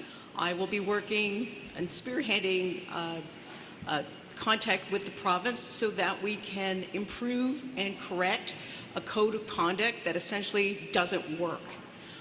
It will, if it turns out correctly, have penalties for people who act up. And I will be working on ensuring that our Indigenous commitments are met to our forebears. Okay, thank you. Carol, you're next. This is a good question. First of all, I would like to make sure that the communication system is effective and efficient. And then we build a relationship with all the colleagues and the community. Number 3 is I would like to open to the public. We could members join our committees because this is our home, this is our city. We have to collaborate together with different representatives, different voices, join together how to make a one vibrant city. That's why this is very important. We have to fulfill my role as a leader. Leadership is the most important. Thank you. Thank you. Michael. The first priority is fiscal responsibility. It's a time for us to use the reserve fund. I know it's the second year in a row to freeze our property tax. I think we have enough money to go on for the 3rd year in a row. Because the price is so high, and also the inflation is going up. And also the second priority is to build a safer and stronger communities. When I just canvassing around, people just have a bad experience about the public safety, so we have to build and also strengthen and boost the neighborhood watch program supported by the YRP. Thank you. Thank you. Julie. Hi. So these are really good questions. In any particular order, I want to look at the budget. I want to look at all the budgets that have been set out. I feel there can be some drastic changes made to accommodate our children I wanted to mention exceptional families. I have an exceptional family, and it's very difficult to maneuver through the system when you have autism or you have non-able body. Like, this is very difficult. So I want to look at the budgets. I want more funding for this. I want to host a town hall meeting. Thank you. And next, Kate.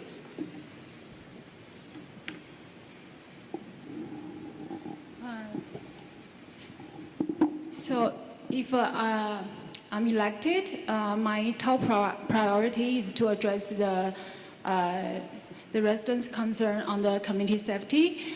I'm proposing a plan to expand the neighborhood watch program to cover every street and every household in Ward 6. Because since August, I have been knocking doors. I have visited thousands of residents. There are a lot of concerns about the safety, so safety is a top priority. Since Neighborhood Watch is such a good program already, so some streets have it, some they don't. So I would like to. Thank you. Yeah, this is the top priority. Okay, our next question, we're going to start with Carol, and Glenn will be asking that. Some of you have briefly touched on the fact that we have inflation, higher interest rates. Can you speed up, We have please? supplier demands for more money. We have wage demands for more money. Are there any costs or services that you feel the city of Richmond Hill should reduce or eliminate? Sorry, I cannot hear you. Can you speed up a little bit? Yeah. Simplify your question, please. Are there any costs or services that you feel the city of Richmond Hill at the present moment should reduce or eliminate? Oh, thank you. Oh my goodness. This is a wonderful question. How to reduce the cost is no legal matters because it costs a lot of wasting a lot of our taxpayer money. That's why if I'm elected, I will try to my best. No legal matter because we have to work harmonized and how to work as a team. How to deal with all the matters without legalized. This is a waste. Okay? Thank you very much. Thank you. Michael. Cost of living, yes, it's a very good question and hot topics. But it just comes in around in Ward 6. Price is going up, inflation is terrible, skyrocketing. What we can do in the council is on the property tax. We can just go on to freeze the property tax for the third year in a row. That's what we can do to share the burden for the cost of living, I think. This is more direct way what we can do, and I will work with the councillors, share the same thoughts and same idea with me. So I think it's the most direct way to share the burden of the cost of living. Thank you. Julie. That's a good one. We got to go back to the budget. We got to look at everything. What is the cost of construction? What is the cost of housing? What is the cost of social programs? What is the cost of nightlife? Communication, transportation. Like, there's just so much. That takes time. We gotta go to a budget. We gotta look at this budget. We gotta take it apart. There's money. We just gotta find it and put it in the right places. Thank you. Thank you. Kate. Yes. I'm a scientist, so usually I don't run into conclusion without investigating the issue thoroughly. If I'm elected, I'm going to look into this question in much more details and consult the city staff for the budget and expenditure and ensure the transparency. and try to figure it out and consult the residents' opinion, input as well. Then I will hopefully can answer this question better next time. Thank you. Thank you. Sharon. The question is, are there costs or services Richmond Hill can reduce? Short answer is yes, but budgets are my wheelhouse, 100%. I've worked with budgets that had 0% increases. I've worked with budgets that we've been assigned negative budgets. We've been told to reduce 1, 2, 5%. It's definitely in my wheelhouse. Every area of the budget has to be looked at. There are no sacred cows when it comes to a budget, especially when that you're running in a municipality, and that's essentially how I'm going to deal with the budget. Thank you. Our next question, we're going to start with Michael to answer that, and Ben.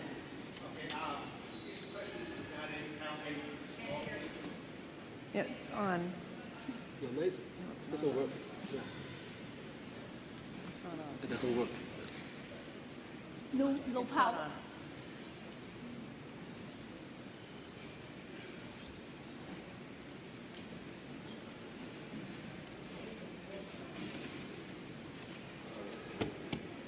Sorry, give us a second. Something's been touched, I think.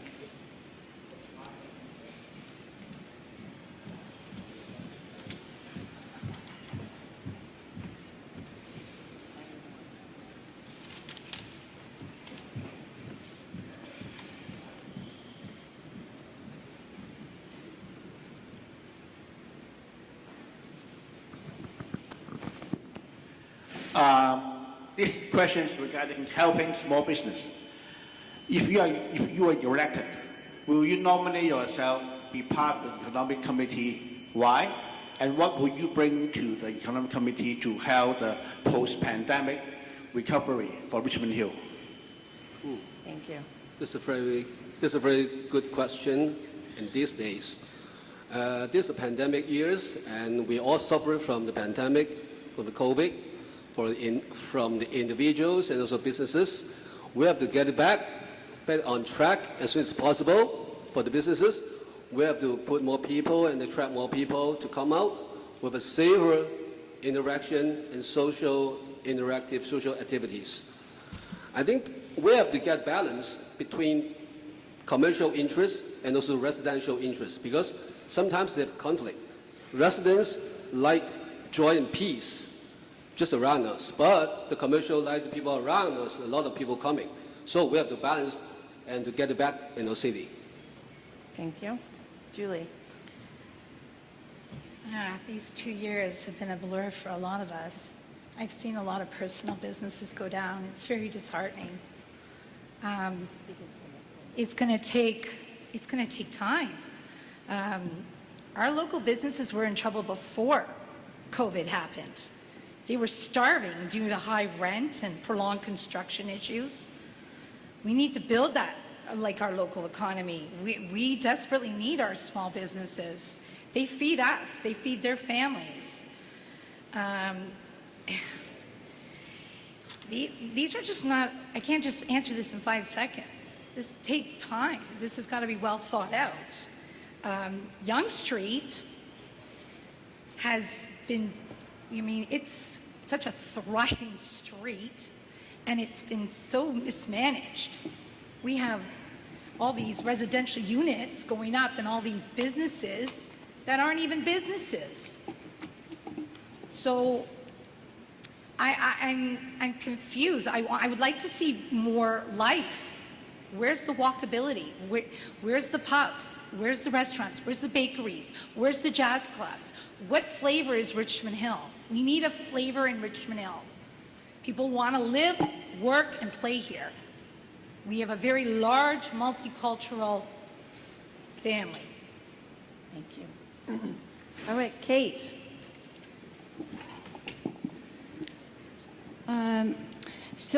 During pandemic changed a lot of things in every facet of our life, especially we see our local business were suffered the most. So I would like to, for the City Council, I'd like to investigate whether there are ways to promote programs to benefit the business our community.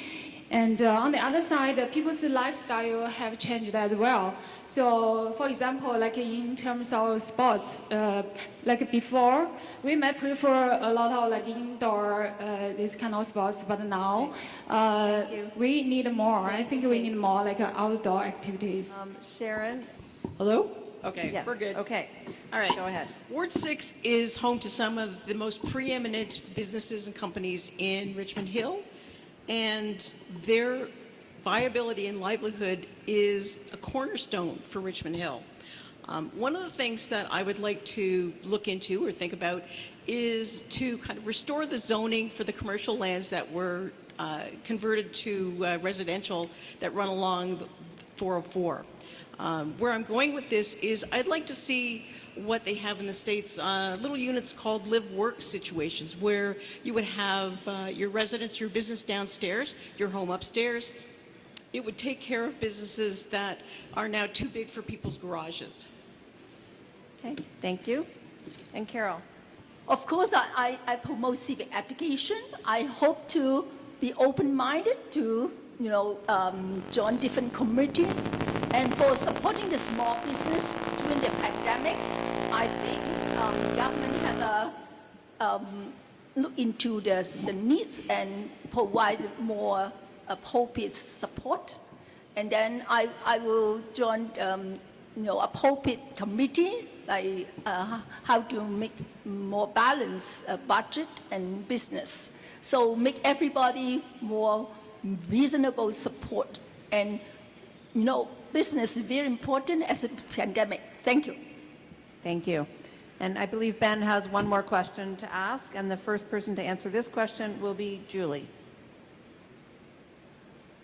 Oh. Here, you come here.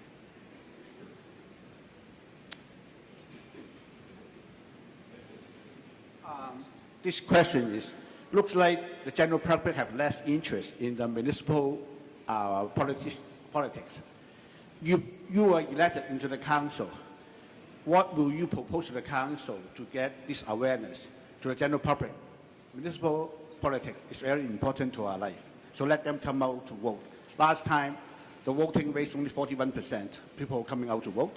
So can you help tell the people, general public to come out to vote in each municipal election?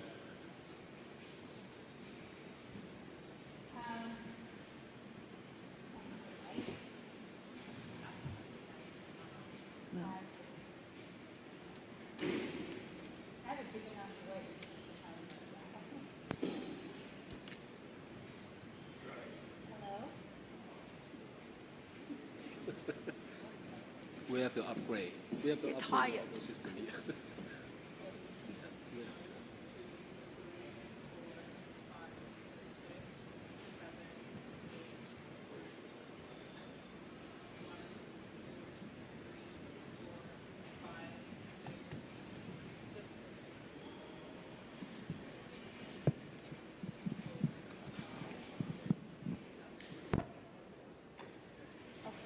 Hi. Yeah, I know that because politics are complicated and they don't need to be. I learned so much the first time I ran. It was such a learning curve. I learned so much in 6 months. I was like, where have I been? And then the fight came and I was like, no, this is wrong. This is wrong. We got a voice. We got to use it. So I went out and I talked to people. I'm like, listen, I get it. I am that person. So to get people out, like now I'm saying, guys, you have a voice. You need to use it. People are like, oh, well, they won't get elected anyways. But you won't know. You've got to take that chance. You've got to vote for who you feel is the best person. And you just got to go, especially women. There was a time we didn't have a right to vote. So, okay, thank you. Okay, next is Kate.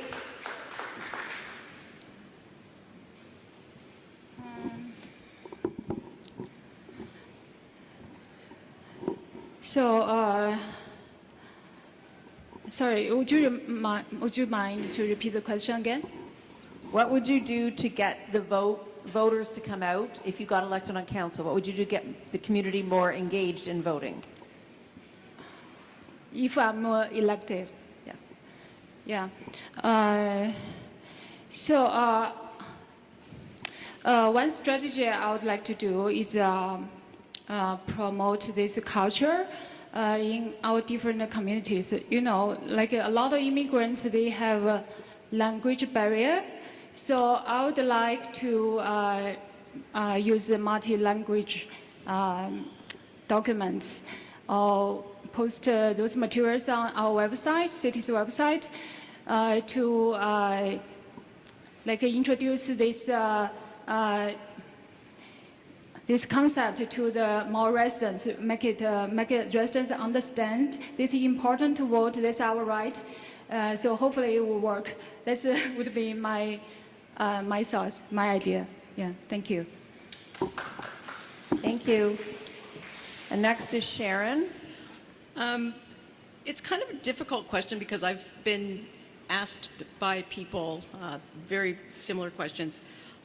I think I would kind of take a step back and I would get high school kids involved. I would have them come to council meetings. I would have them sit with committee members. I would have them visit the mayor's office.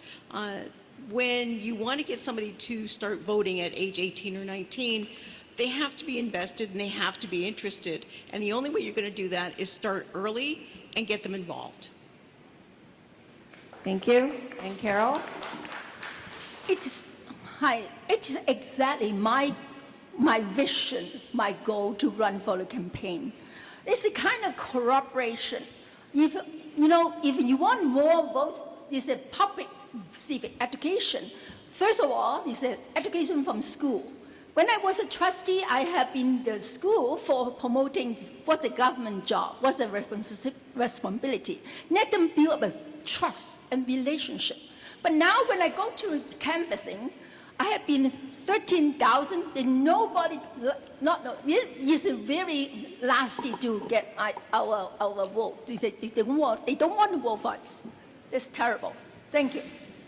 Thank you. And Michael? This is exactly the issue when I was a journalist. This is about civic education. And I did a lot on the forums to educate people what's the difference between federal, provincial, municipal, regional council, something like that. And if I be elected, I will do more, okay, facing the public, facing the Richmond Hill people to educate them. We are in the local councillor, and there's a difference between local councillor and also regional councillor, and also provincial and also federal. Okay, when I just walk around, people thought I ran against Godwin Chan. Oh no, I don't dare do that. I'm not running against Godwin Chan because they don't know what's the difference between the regional and also run. And I would do more on this if I be elected. Okay, thank you. Now, I'd like to turn this over to the audience to ask a few questions, but we seem to be short a mic or two. Is that one working now?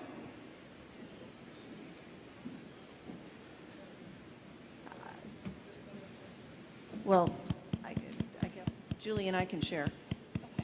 But I don't think that one's working. Rich, do you have another mic that we can use for the Hello? audience, please?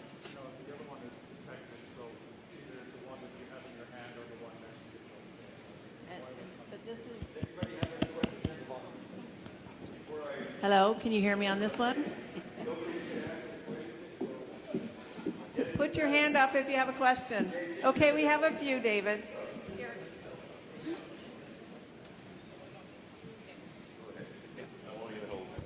Okay, thank you. Panel, I have a question for all of you. My name's Peter Dennis. Lived in Richmond Hill for 34 years in Ward 6. Carmen Pirelli has said that he's pretty much responsible for the low increase in our property taxes, the Richmond Hill portion. And he's also promising that he's going to do it for the next 3 years. There's going to be zero increase, or he's going to resign. Now, my question to you is, how practical is it to have, I think the last couple of years, 0% increase, the next 3 years, 0% increase, with inflation running rather rampant right now, wages going up, services going up, everything going up. So how feasible or how practical is that? And secondly, what would happen in year 4? Okay, we're going to start this question. Kate, you're to start first. Did you hear the question? Yes, I heard the question. I have to say that's a very good question. I totally agree with your point. Actually, like I remember when I was, yes, so my salary increase was so low. Every year it only matched the inflation, right? So I think it's this is something like if it's not increasing with the inflation rate, it's really hard to do. I suppose the service need to be cut or anything. Yeah, so I think this strategy is hard to implement. That's my opinion. Yeah. Thank you. Oh, what would happen in year 4? Richmond Hill would probably implode. 0% increases are probably doable if the budget is essentially parsed and ripped apart almost immediately. But after that, there has to be a modest increase, even if it's only 0.25%. That should have actually happened all the way along. York Region takes a big chunk out of tax monies, and it's gone up every year. Richmond Hill stayed 0. At some point, the rubber has to hit the road. You have to pay for what you need. And if you don't have the money, you either lose staff, you lose services, or you just lose a city. Hi. This is the highest priority for me. You know, budgeting and tax is everybody's concern. First of all, I would like to study with the budget department head and how what is a reasonable response for the inflation and the tax situation.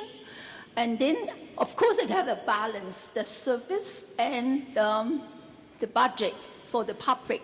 This is make sure it is appropriate to everyone. That's why budgeting is wonderful, very important. So how to make it balance for everyone? Thank you. The council approved the capital budget in $77 million for this fiscal year, okay? And we only keep 26% for our city, okay? My point is if we just put one more year for 0 increase in property tax, we can afford that for one more year, but not the next 3 years because it's so many uncertainty ahead of us. So I think if we keep the property tax 0 increase in one more year, and let's see the economic situation where it's going, so I think we are affordable to have one more year to 0 increase in the property tax. That's my opinion, because we have reserve fund for the infrastructure. I want to see the books. I want to see the books. I'm done. I want to see, show me, and let's talk. And it needs to be public knowledge. This is, no. I want to see the books. That's all I have to say. All right, Any David, other questions? another question from the audience. And the first person to answer this question will be Sharon. And you guys are doing a good job just moving along since I don't have a mic. A quick question for the candidates. If any one of you knows that on the current mayor's jurisdiction, the taxes increased 1,000 times and the farmers are affected on that increase of taxes of wastewater. Does anyone of candidates know about that situation? We talk about this time about keeping taxes low at 0, keeping taxes, but this is an extreme, in my opinion. What's your view about this thing? Sorry, what is your exact question? I know what you're saying because I read it. So there's a story going around that the waste rate was increased by 1,000%, some crazy number. It's in the next door neighbor blogs, 1,000 times, right?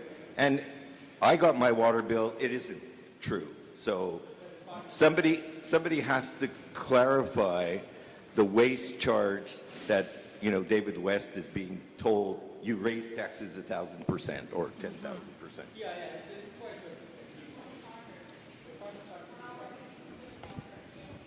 Okay, I guess Okay, my hold question on. is, how do these candidates, can they answer this question?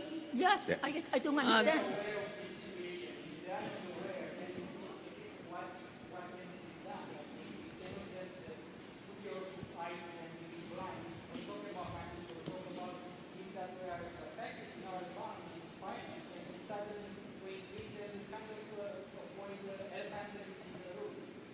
Okay.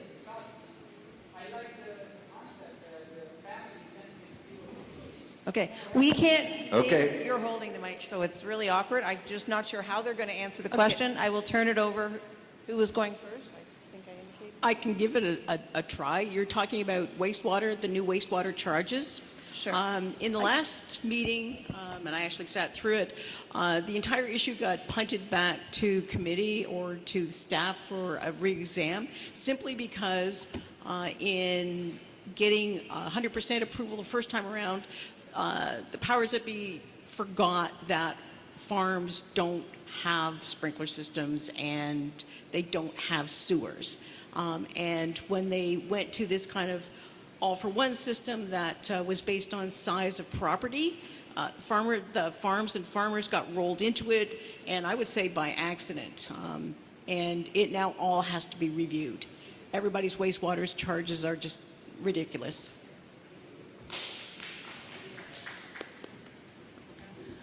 Okay, overall, let's go back to civic education. You know, from the young kids till the adults, especially parents, you have to learn how to wisely use the facilities and also the energies. Don't waste anything, wisely use. Okay, especially from school and the family, we have to ensure they have wisely used the utilities and energies. So, and of course, we have to check everything before. I know the wastewater rate changed and increased this year by 3.3% this year. And there's a new system to charge with different parties like residential, commercial, industrial, or even vacant land. This is our right to use clean and safe water. And this is our responsibility to keep everybody in a safe way to use our water. So I think a fair system to have a little bit change in the rate for the wastewater is good for all our community. That's my opinion.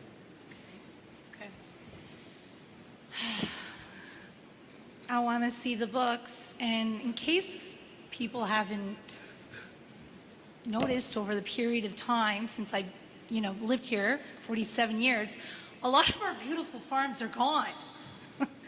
They're all infrastructures now. We don't know how many condos we have now. I do agree with you. Thank you. I do. Thank you. Yes. I shake my head. I don't know what's happening. We got to get this straightened out, people. You got to vote. We got to make a difference. We need to clean house. That's all I have to say.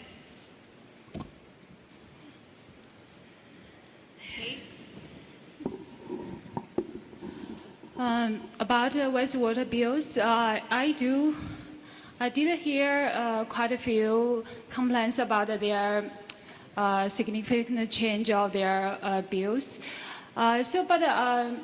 After I listened more details, I found out probably this is not for every household. So every household, they have for example, some house they have their pond in the backyard. So probably different situations. I would suggest the city staff would provide more transparency on the billing structure and answer the questions of the residents. if they raise any. So to resolve these issues, so I believe there are some confusions in the bills. So we need to address that. Thanks, Kate. Okay, based on our timing, we're going to actually turn it now to our, we have one more audience. You know what, we won't get through the school trustees. I do apologize. I encourage you all to ask questions at the end if you didn't have them answered. And I also encourage you all to go to their websites or their phone numbers, whatever. Actually, we'll switch then. How's that? I think that's a little easier now. What I'd like to do is go to the 2-minute closing statement for each of you to give you the opportunity to share with the audience what you might not have been able to. So we are going to start the 2-minute closing statements with Carol. Ladies and gentlemen, how are you doing? Thank you for your coming. Based on our past experience as a trustee and our very active member of Richmond Hill, I promote civic education and engagement. And according to my past accomplishments, I think we have rebuilt the relationship, accountability, and the trust from the community. Chen is for education. So I have been school board trustee for York Region for 8 years. And then I have been 15 different committees. So I learned a lot to fulfill a role as the counselor. Initiative and host 7 times of Asian Month celebration in Richmond Hill.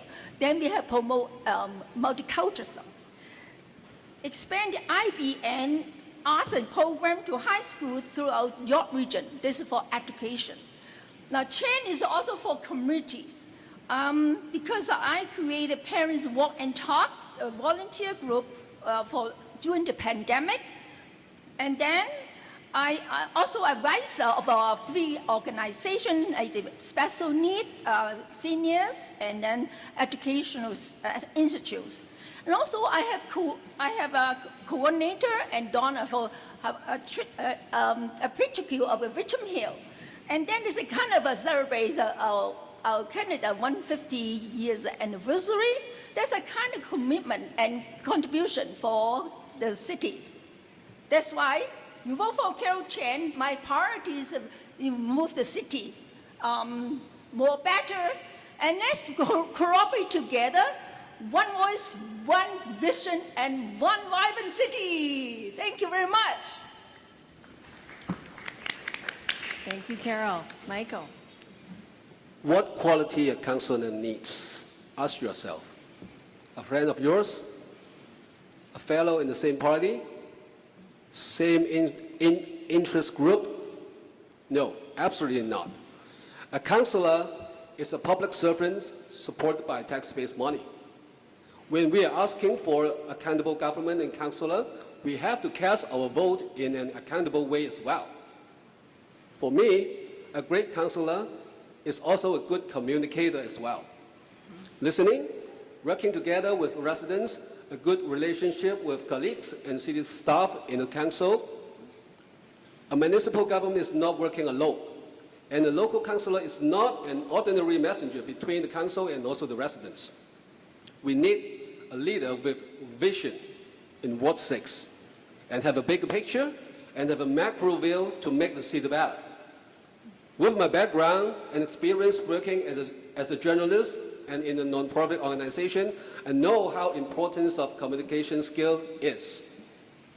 A councillor is not playing magic, and I won't tell you that I will make the city in absolute perfect shape. But I can tell you that what I can do for you, what we can get it done, why it can be done right away, and how much resources we can spend more. All about the councillor is doing is communications with knowledge and common sense. I've heard your voice loud and clear. I will fight for lower taxes. I will fight for the safety of our street. I will fight for the better infrastructure, and I will fight for our families living here. Richmond Hill Ward 6 needs a new councillor now. And my name is Michael Shield, and I believe I've what it takes to be your best candidate, and I'm ready to serve you anytime. Thank you so much. Thank you, Michael. Julie.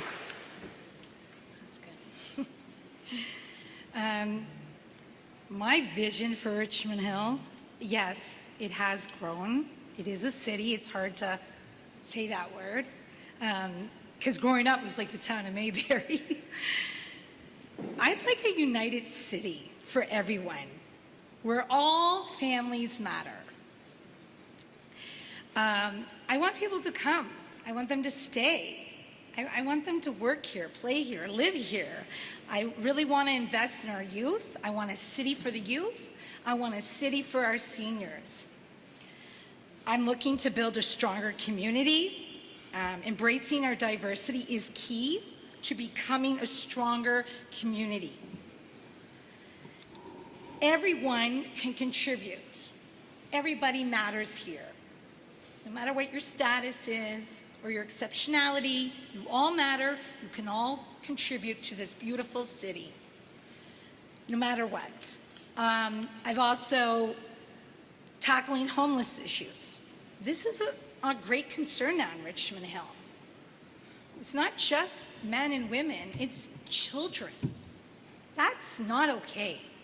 It's never okay for a child to be homeless. And we are experiencing this in Richmond Hill. There's a lot of things people aren't discussing. I'm big on empowering our youth. I'm for local businesses. Again, seniors, exceptional families. These are real issues that people don't always talk about. They talk about taxes. Yes, taxes are huge. Affordable housing? It's not affordable. Who are you kidding?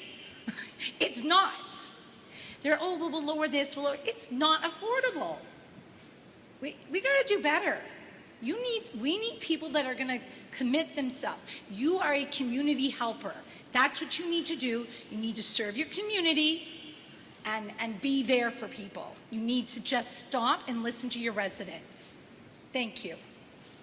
Thank you. Kate.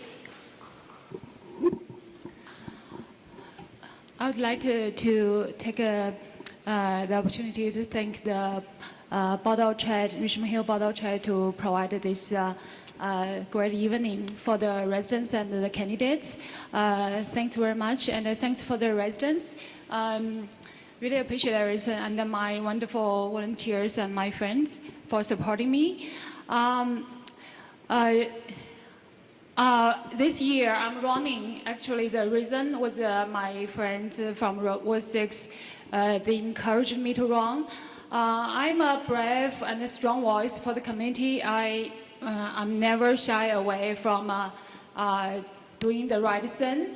I always speak up.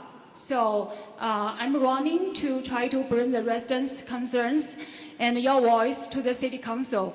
I believe in all the elected officials and the city councillors should work for their constituency, to speak up for the residents, to fight for the right or the benefit of the residents. After consulting thousands of residents' opinions, I'm proposing a better city, a better life platform. There are top 4 priorities: the community safety and sustainable city planning. I'm also going to build up the social support infrastructure for our community. I would encourage innovation and transparency in our city council. Please vote for me so I'll work for you if I'm elected. Thank you so much. Thank you, everyone. Thank you, Kate. And last but not least, Sharon. I'm the cleanup. I'd like to thank Board of Trade for hosting this event. I would like to thank you, the audience, for hanging in for so long, especially because of Ward 6. I would absolutely encourage you to vote for me starting on October 18th. Look for the Chi on your ballot and vote Chisholm for Ward 6. I am the whole package. I'm an administrator, budget specialist, I've worked with all levels of government. I'm inclusive. And above all, I'm dedicated to my community. As Obi-Wan Kenobi might say, I am the counselor you're looking for. Thank you. Thank you, Ward 6 candidates. Really appreciate your time this evening. We're going to do a quick switch, and you guys can leave your seats, go back to your booths. Hopefully people will have some questions for you. Thanks for the audience to hanging out. And what I'd like to do is call our school trustees to the front. This will be a shorter session. We just want to allow them to make a few statements. So please keep joining us. This affects everybody because it affects all the wards. So what we have done is tonight we're going to keep this a little briefer. We have 4 trustees who are running, and for any of you who voted before and maybe remember those ballots, there's actually 2 trustees for the main board and the Catholic board, covering, and I got to remember, 1, 2, and 4, and then 3, 5, and 6. And then there could be a trustee for the French Catholic or the French board as well on your ballot. So we are not representing all of these. They will tell you what area they're representing when they introduce themselves. But today, what we're going to do for this format is we're simply going to offer a 2-minute statement for each of the school trustees. I then will open it up. We're just going to have a couple of audience questions, and that is it for the evening. Okay, so it'll be very quick, but I did want to make sure that those of you who are here in the audience have the opportunity to ask a question. So David will be on. All right, and I've put you guys in the order that I picked randomly. So what we're going to do is just start with the person over the farthest side for me. And Robert, you have 2 minutes to make your opening statement. Tell us why they should vote for you and what you're running for. And check your mic, guys. Make sure they're all working for you. Okay, that works. Good. So thank you to everyone for coming today. Thank you to the Board of Trade here for organizing the event. It wouldn't be possible without everyone here. So for those of you who don't know me, although I do recognize most of the faces in the audience, my name is Robert Kolosowski. I've been a resident of Richmond Hill for over 15 years. I've always been passionate about giving back to this country and this community that has given me so much. My educational background is in economics and business management. I've previously worked in the public sector where I dealt with education issues and stakeholders on a daily basis. Currently, I work in the private sector as a business solutions analyst for one of the largest companies in Canada. And I've also done a lot of volunteer work in the schools and as a university-level tutor where I've got a first-hand experience at most of the issues facing our system. Over the last few years, I've also had the great experience of working with hundreds of parents and in some cases thousands to organize petitions to our school board on lots of important issues. And the reason I decided to run for this position is because after so many years of just seeing candidates run for school board trustee and campaign on slogans, autobiographies, talking points, priorities, without offering a clear vision and clear plan for how to improve the school board, I decided it was time to do something about that. So I'm running because I have a lot of ideas for how we can make things better. We can improve our education system by ensuring that we keep our schools open for in-person learning, having hiring of teachers based on merit, qualifications, and experience, not just based on seniority. We need to protect our merit-based admission system for specialized programs, not just having random lotteries. We can also start teaching lessons about mental health and personal finance in schools. There's a lot we can do to protect our tax dollars by ensuring we have competitive bidding for the contracts the school board awards. That'll also help our teachers save a lot of money. And my time is up, but I look forward to sharing the rest of my platform with you as the day goes on. Thank you very much. Thank you. Next, we have Jonathan Nadler. Thank you to everyone for coming out to this event. My name is Jonathan Nadler. I've received my bachelor's and my master's of aerospace engineering at Ryerson University. I've been working on designing modifications for airplanes for almost a decade.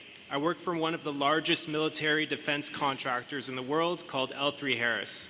I design avionics for modifications to our Snowbird fleet and fleet of supersonic jet fighters, the F-18, keeping them modernized and airworthy and ready to defend our country.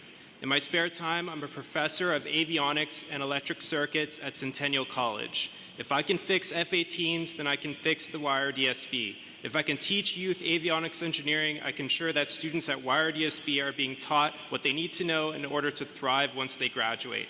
I've lived in Richmond Hill my whole life. I'm very active in the community. For the past 5 years, I've been a director at a local Richmond Hill health charity called Home on the Hill. As a director, I help facilitate the acquisition of a home that houses 4 people with schizophrenia. The program has been very successful. We've turned these 4 people from being in and out of the hospital, using up taxpayer money, into self-sustaining individuals with jobs and therefore functioning members of society who are now adding to the economic pie instead of taking from it. I'm running for YRDSB trustee because I plan to use my problem-solving expertise as an engineer and my passion for mental health to transform the York Region school system. I plan to bring mental health awareness to the students to help them thrive in the aftermath of a terrible worldwide pandemic that has left many families in a state of very poor mental health. I've been a teacher and an academic my entire life. As a high school student, I was a teacher at an evening school program. As a university student, I was a TA, and now I'm a professor. During my first 100 days, I plan to visit every school in my wards and learn of their issues. In the same way I fix fighter jets, I will treat every school and every situation on a case-by-case basis instead of having carte blanche solutions that may not work for everyone. Please vote for me, Jonathan Nadler, if you want the absolute best for the children and their educators and therefore the future of our community. Thank you. Thank you.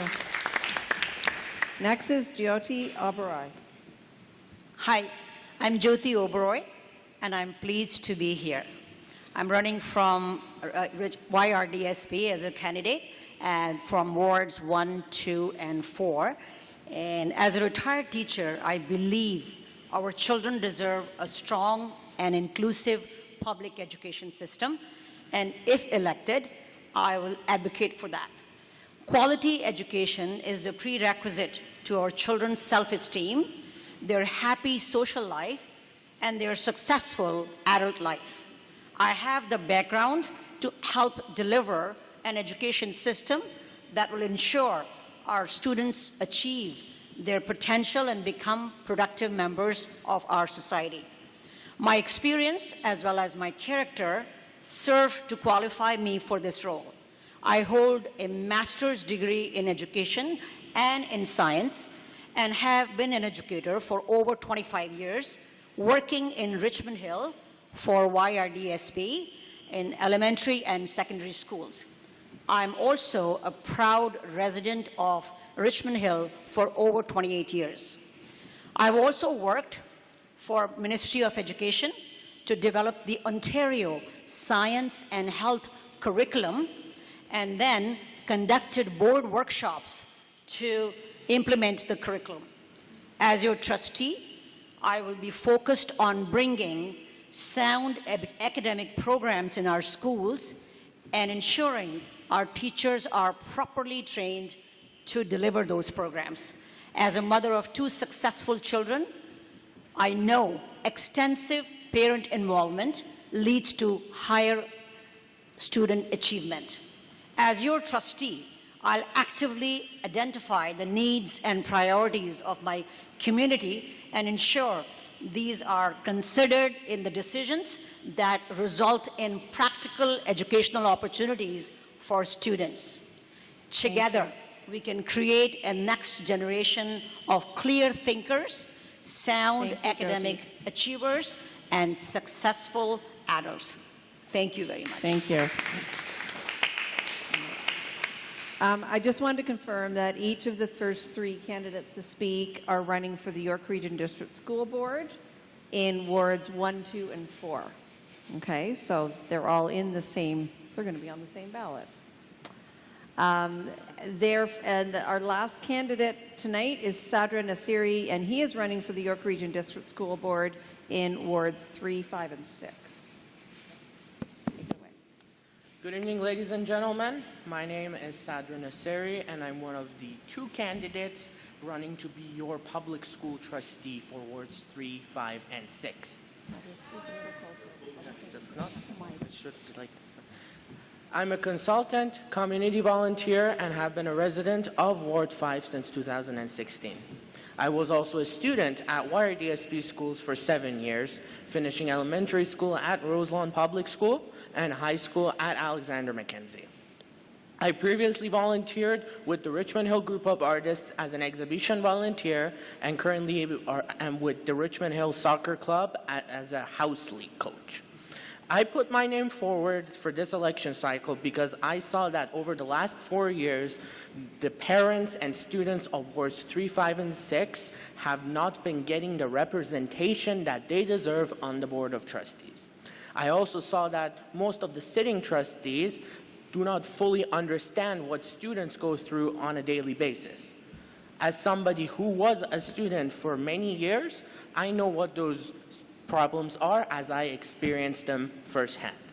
Since I don't have much time to talk overall, I just hope that on October 18 to 24, you will consider voting for me, Sadra Nasseri, to be your next public school trustee for wards 3, 5, and 6, so you can have a strong representative fighting for a better education system in the YRDSP because students matter.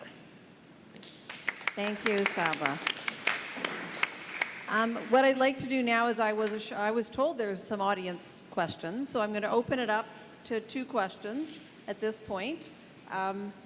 David will come around with the mic, and the gentleman at the back, since we cut him off the last time. Won't forget you. Okay, all right. So what we're going to do, 1 second, I'm just going to indicate that we will start answering the questions, and Jonathan, you will answer first, okay? And then we'll give every candidate an opportunity. 40 seconds, so that's quick. Just watch Antoinette. Sure. Because I will not be as liberal as I did with the opening statements. So it's very disappointing to see that 2 candidates, Crystal Yu and Cindy Liang, chose not to attend this for whatever their reasons are. I want to know what you people, the candidates, think of that move. So I prepared a response to this question. Crystal Yu not showing up is a testament to her campaign strategy. She also hasn't participated in the newspaper questionnaire or responded to the 2 students running a YouTube channel covering the municipal elections. I can only assume that she thinks that she doesn't need to be here in order to win. But being here and presenting in front of you all isn't just about winning a campaign. It's about being active in our democracy and taking part in something that matters to everyone in Richmond Hill. It's about being accountable to you, the taxpayer, and not shying away from a responsibility that we all share, giving back to the community. Thank you. Thank you. Jyoti. Hi, so I'm thinking that since she's not here and she cannot be advocate for herself, so I'm not going to throw her under the bus. I'm just going to say maybe she has a family commitment, or maybe she's not well, or maybe her kids are not well. We don't know. We can only speculate why she's not here. Yes, it is important for all of us to be here because you are the taxpayers and we are responsible to answer all your questions and be here and give you that respect that you deserve. However, since she's not here and we don't know the reason, whether she's canvassing or going door to door knocking and thought that probably she'll not get the platform here that she deserves, probably that's why she's not here. Thank you. Thank you. Sadra? With regards to Ms. Liang, I think the fact that she did not show up today has been a metaphor of her time as a York Region District School Board trustee. Throughout the campaign, I've gotten many emails from parents stating that she was absent during COVID-19 when parents and students needed the most supports in an unprecedented amount. Also, many at the doors have told me, are you running against Carol Chan? Even though Carol Chan has not been a trustee for 4 years. Leaders show up, and I will show up for all my constituents, no matter who they are and what their beliefs are. Thank you. Robert? So I think it's certainly unfortunate that some candidates decided not to show up because I think for the longest time the school board trustee elections haven't been taken seriously, and that's not because the voters haven't taken them seriously. It's because we've had candidates who haven't put forward any plan for what they're going to do in office, which explains why the voters haven't paid attention. And so that's my view on that. I think we should never take our democracy for granted. We saw the Persian freedom protests in Richmond Hill a few weeks ago, and that reminds us exactly why we're all here today. And another thing I wanted to point out is that this opportunity is just one of many. I've spent 3 months knocking on thousands of doors, and I look forward to hearing from more residents. Thank you. Thank you. All right. Our next audience question, and Jyoti, you're going to start. Okay. Hello. The Ontario College of Teachers has some excellent compliance training where they recognize the power imbalance in the classroom. If we look at the last provincial election, there's a real mismatch between the union-endorsed candidates and the electorate. So I see that mismatch as requiring, I would say, the depoliticization of the classroom. Can you respond to that, please? I could barely actually hear your question because your mic Can you was make away. that a question? I could not hear it. The depoliticization of the classroom. This gentleman believes that, if I'm, say it again. It's from the top? Okay, here we go. Maybe I'll just say it though. Yes, problem. So the Ontario College of Teachers has an excellent compliance training where it recognizes the power imbalance between teachers and students. If you were to look at the electorate of the last provincial election, which deals with education, you're going to see that the union-endorsed candidates didn't win a single seat in your region. This suggests to me that there's a major imbalance between the parents who are the electorate and the teachers that teach their children. So my question is, would you support the depoliticization of the classroom? And I can think of a few situations that the Parents' Council could have input into the politically centered professional development and inputting of higher. Okay, so as far as the depoliticizing, I don't think that politics has any role in the classroom because classroom belongs to learners and to the two teachers, educators who are imparting the education to them, and more importantly, their parents. So there has to be a connect between community, which is a parent community, educators, and students who should have their voices heard. I don't think that politics has any role to play in this. So this is what my feeling is, that all the stakeholders together, we can make a difference. We don't have any role for politics. Thank you. Sadra. I would agree with Jyoti on this one. There should be zero room for politics in our classrooms because, as she said, politics is a place for kids to learn and to build, their blocks for success in their future, and it shouldn't be politicized. I don't have much to say about it. Okay, Robert. So I've been perfectly clear on this issue since day one. It's right at the top of my platform. It says we need to start teaching critical thinking in our schools. We need to hear different perspectives on different issues and never just have one perspective imposed on anyone. And we've seen some examples of politics being pushed into the classroom. For example, in the school board up in Ottawa, they're talking about removing the national anthem. I think that's something that we shouldn't do here. I think we should stand up for our anthem because it unites all of us as Canadians, and doesn't matter who we vote for, we all value our democracy, and that's why we're all here today. So I will stand up for our national anthem. It will not be canceled here on my watch, and I will not back down from that position. Thank you. Yeah, I think it's pretty obvious that politics don't belong in the classroom.